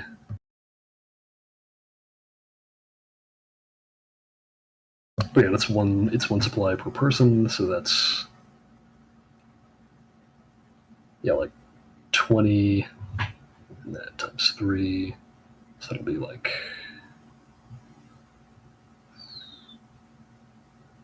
You think you could probably get around 100 supplies total? Okay, we can fit 35 in our cargo hold. Yeah, so you can fill up the whole thing. Okay. Yeah, I mean, I was running the numbers, and I'm like, well, I want each of these lifeboats to hold like 20 people. Right. Be able to feed them for a few days, so that's still going to be like a ton of supplies. Yeah. I mean, we only grabbed 35 supplies then. Yeah, it's not even They You won't don't think notice they it. notice you doing that? Yeah, they won't care.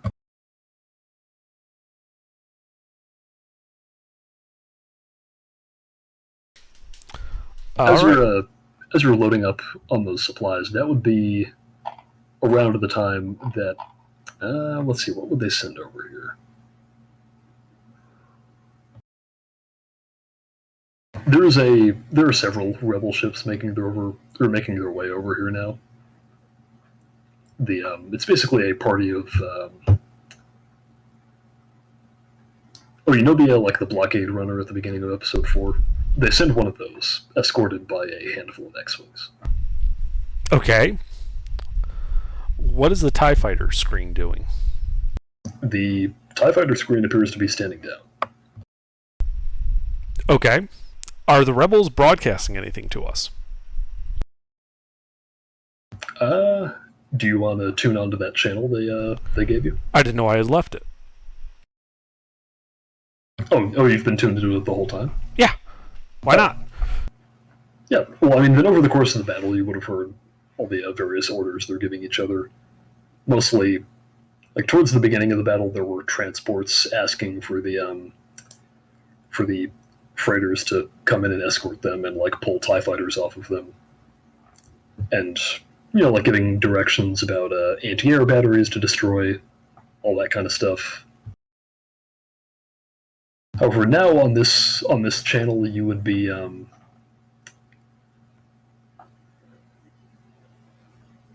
well, let's see. They would the communications would still be jammed. So yeah, I don't think they would actually be contacting you over that method because there would be no way for you to hear them if you're the Empire. What? Sorry, I'm just thinking about the logistics of this because the communications are still jammed. It's like any. Yeah, what does that have to do with us if we're on their channel? Well, what it means is They don't that know we're on their channel. Well, you're on the New Republic's channel. The thing is, they're not going to be using their channel to try and communicate with the crew of the crashed Star Destroyer because the Empire's communications are jammed, and they don't have the New Republic's channel. So, like, they would not expect you to be able to hear them. You just want to tell them that we have some POWs rounded up so that they can expedite this. Yep. Yeah, I'll get on the Republic channel and do we have a name of the blockade runner? Is it identifying itself in any way? No, but you can hail it. Okay. Yeah, I'll hail it on the Republican channel. This is Captain Devati, the Peaceful Intentions, calling the Republican blockade runner en route to the POW camp. Right. Well, you're not at the POW camp yet. Well, I guess I wouldn't call it a POW camp. The camp full of soon-to-be POWs. Yeah. The crashed refugee camp. Yeah. The evacuation site. Thank you. Yes, the rallying point of the crashed. Whatever. Yeah. So, yeah, I hail them. Yeah. It doesn't give a name. It just identifies itself as CR-90 Corvette, and it just tells you to stand down, land at the evacuation site, and prepare to be taken captive. Negative. We are humanitarian. We are a neutral humanitarian vessel. Direct us to where you need humanitarian assistance. In response to that, they're going to order you to relinquish any Imperial personnel you have on board. And then after that, they would instruct you to seek shelter and make your way away from the combat zone. Roger that. All Imperial personnel are at the rallying point designated by these coordinates, blah, blah, blah, blah, blah. We are evacuating. Yep. After that, the Corvette would thank you and sign off.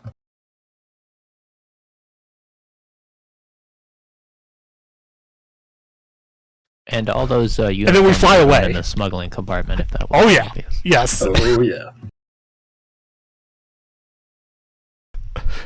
Yeah, and then with our newly recognized neutral stance, that as in the Republic recognizes us as being neutral, at least these guys do, let's get the fuck out of here. Yeah, you can get the fuck out of here. You think by now that there are these like larger and more vulnerable sort of frigates and corvettes coming in from orbit, that the orbital battle has probably ended. Yeah, so we, assuming that the CRJ-90 Corvette, I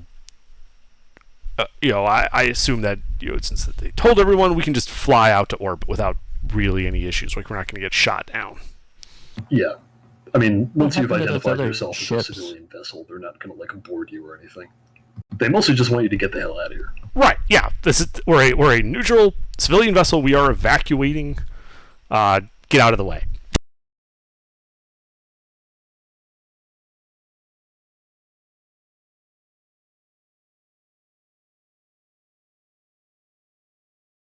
Yeah, so you can evacuate, and I assume you're leaving the planet. That seemed like a reasonable decision to make. Do you guys want to start heading for Ordnell Blah for Ord Mantell. Ord Mantell, yeah, for that mercenary work. That sounds interesting, right? It's pretty far off, but I don't know how long we'll need to get far there. off. There is also something else you would know. If somebody wants to repost the map that I posted earlier. Or I can repost it myself. Yeah, so I don't know if you want to take the time to zoom in on that, but so if you look at where Druckenwell is on that green line, the way you would get to Ord Mantell is you would follow that into the core to Coruscant, and then from there it's just sort of a hop, skip, and a jump over to Ord Mantell. It's in bold text right next to the Pentastar alignment. Yeah, over by the Pentastar alignment, which doesn't officially exist yet? No, that exists. Oh, it does? Okay. Yes. Ignore that Imperial Remnant 40 ABY. That's just a thing in the book. Right. No, the Pentastar alignment absolutely exists. So, we have a thing for mercenary work to gather at Ord Mantell, right at the border of a now rogue Imperial warlord faction. Ord Mantell itself is in central Imperial controlled space. However, right next to it is the Pentastar alignment, and the territory ostensibly controlled by Zinj is also near it. Zinj is a weird case because he hasn't officially declared independence from the Empire, but he's also so damn powerful that people basically treat him as if he's his own faction. It's not entirely clear how loyal to the Empire he is. I like Ord Mantell. It's a cool planet. It is a cool planet. Oh, but the thing I wanted to point out is that if you follow that green line towards the core, you'll notice that Spirana is right there along it. Where we came from? Where you came from. Or rather, where that package came from. We can definitely check that out. Yeah, we can, because they got that genetic code there. Yeah, so we've got a cargo hold full of supplies as we head for... So I'm guessing our immediate destination will be Spirana then, yeah? Sounds right to me. So we should probably head from Druckenwell to that trading station, sell the supplies there, buy trade goods, and then sell those trade goods at Spirana, just to keep the money flowing. You guys got a problem with that? No. Okay. Yeah. So we go to that station that was like a day away from Druckenwell. Yep. And let me do the math. Sure, I gotta update the day. Okay. Oh, that's right. And I have to recalculate our food usage because we don't have those 2 passengers anymore. Yep. It's just you guys now. Damn, I really feel like we should have picked up that comm officer. I mean, you could have, but then you'd be harboring a prisoner of war. Wait, what are you talking about? This is our crew member, Steve. Right. He has He no was always connections to the Empire. Steve was a tremendous help on Nar Shaddaa, weren't you, Steve?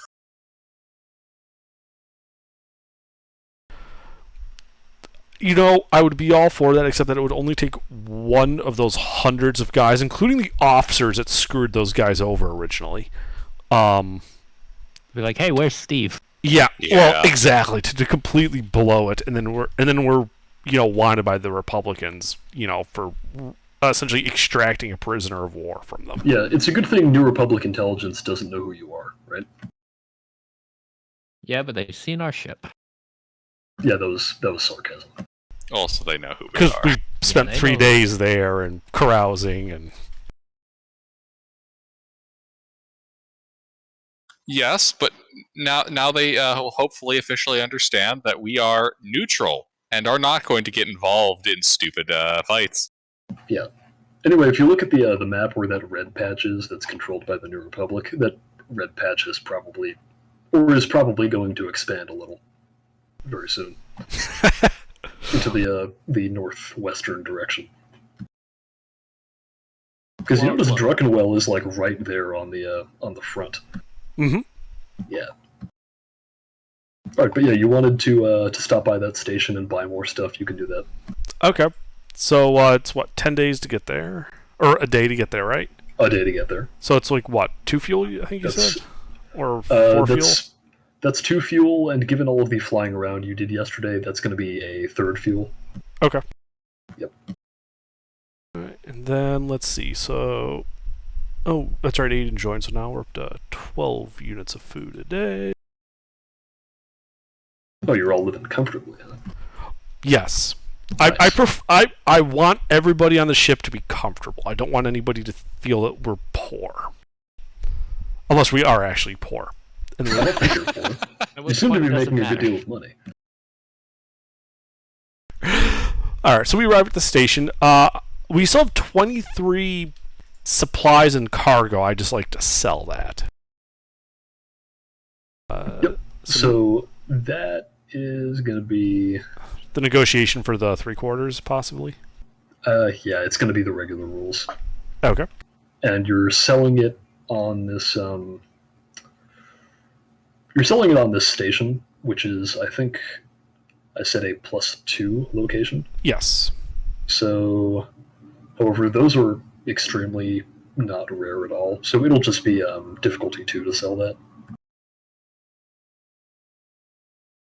Like, this would normally be a rarity 0 item. Right. It's more I'm just trying to get some credits for.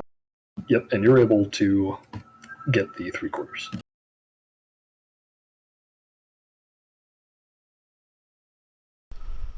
Okay. Let me mark that down.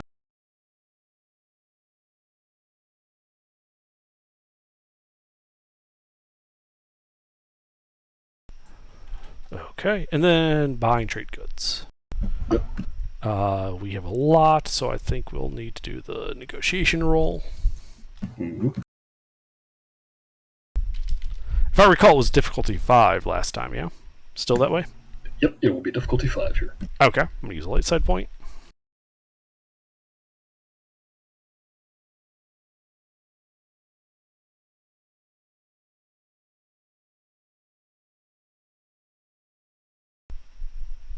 Okay, so it's 45 credits per encumbrance.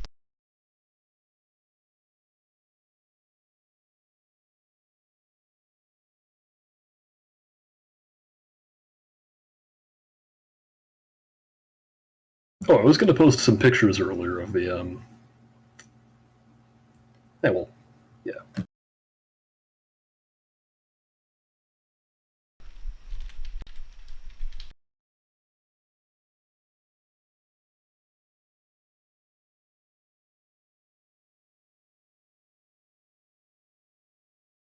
Yeah, just because I have them, here's pictures of some New Republic ships that you would pass on your way out of Druckenwell. Yep. Yeah, and as you're doing this buying and selling at this station, you can hear more news about what's going on in this region of the galaxy. Yeah.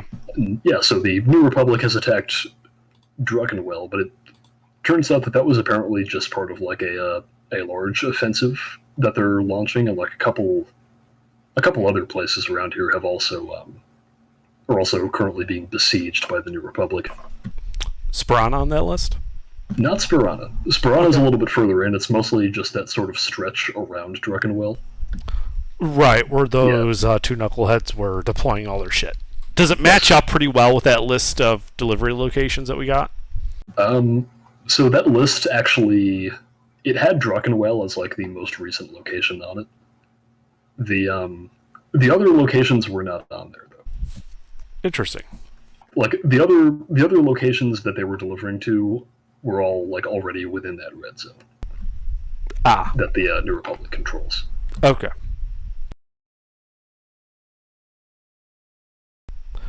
Yeah, the main fighting that you hear about is like apparently there's the siege at Druckenwell is still ongoing by this point, and apparently there's like they're also running into a lot of difficulty at Milagro, which is Milagro is like a heavy sort of industry world, and apparently it's been turned into sort of a fortress by the Empire, a fortress world, if you will. Mm-hmm. Anyway, that's what you hear. Interesting.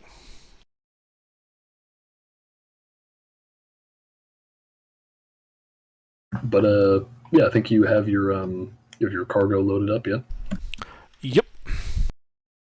All right. And then I think you said you were going to Spirana, right? Sure. Yeah. So let's see, Spirana. That is just one, so that is going to be another day. So just 2 fuel. Okay. I'm not going to make you roll for all these little jumps because it doesn't matter. Mm-hmm. Right now we eat 12 food.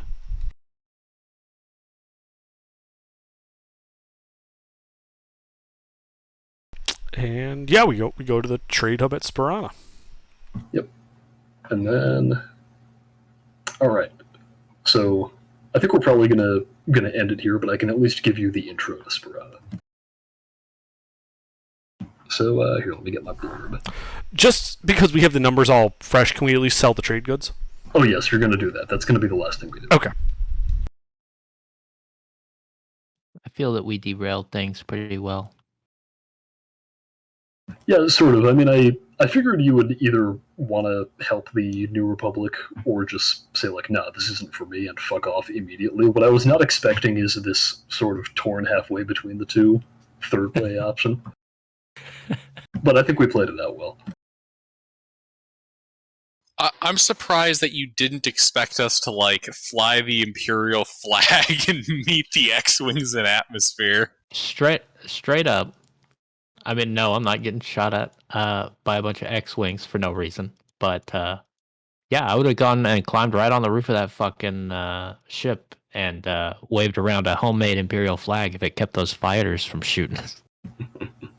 I'm sure some of you would have loved to do that. I mostly assumed you wouldn't fly directly into the teeth of a New Republic battle group, simply because that would accomplish nothing.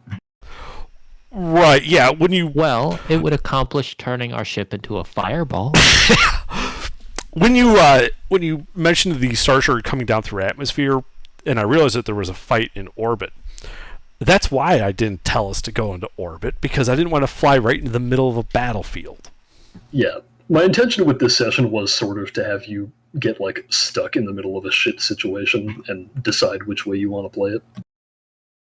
We certainly did. And you certainly did.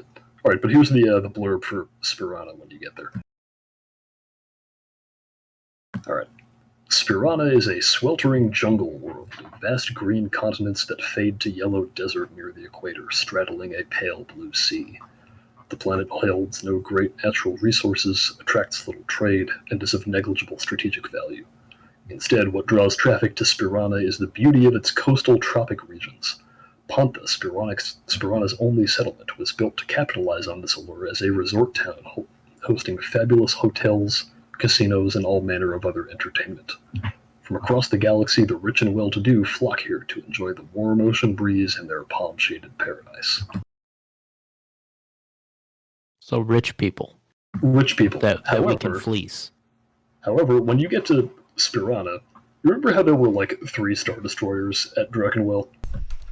Mm-hmm. Yeah, there's a lot more here. There's like 7, plus like a whole host of other Imperial ships.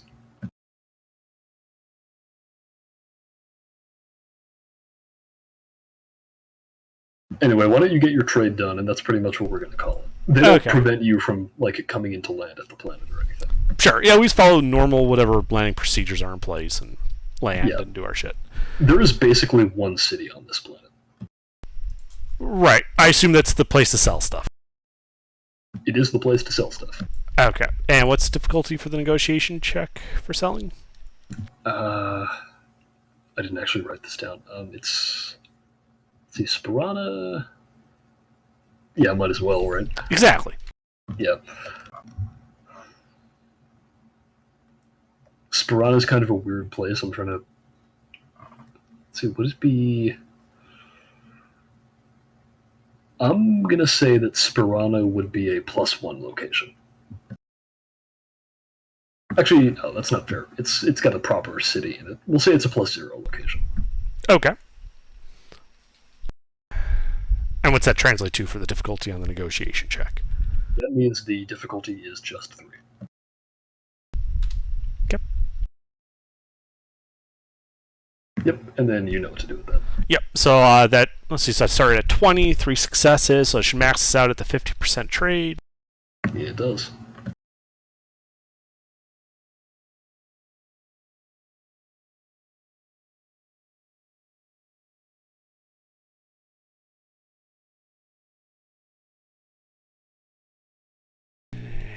Alright. So our current funds are 9,638 credits. Cool. And that, I think, is where we will call it for today. Mostly because I have to be at work early in the morning. Fair enough. That was a good session. That was I'm glad you enjoyed it. It was a lot. It was even more improv than I'm used to. Yeah. And yeah, you will get the standard 20 XP for that. Okay. Yeah. And I think that was our first session.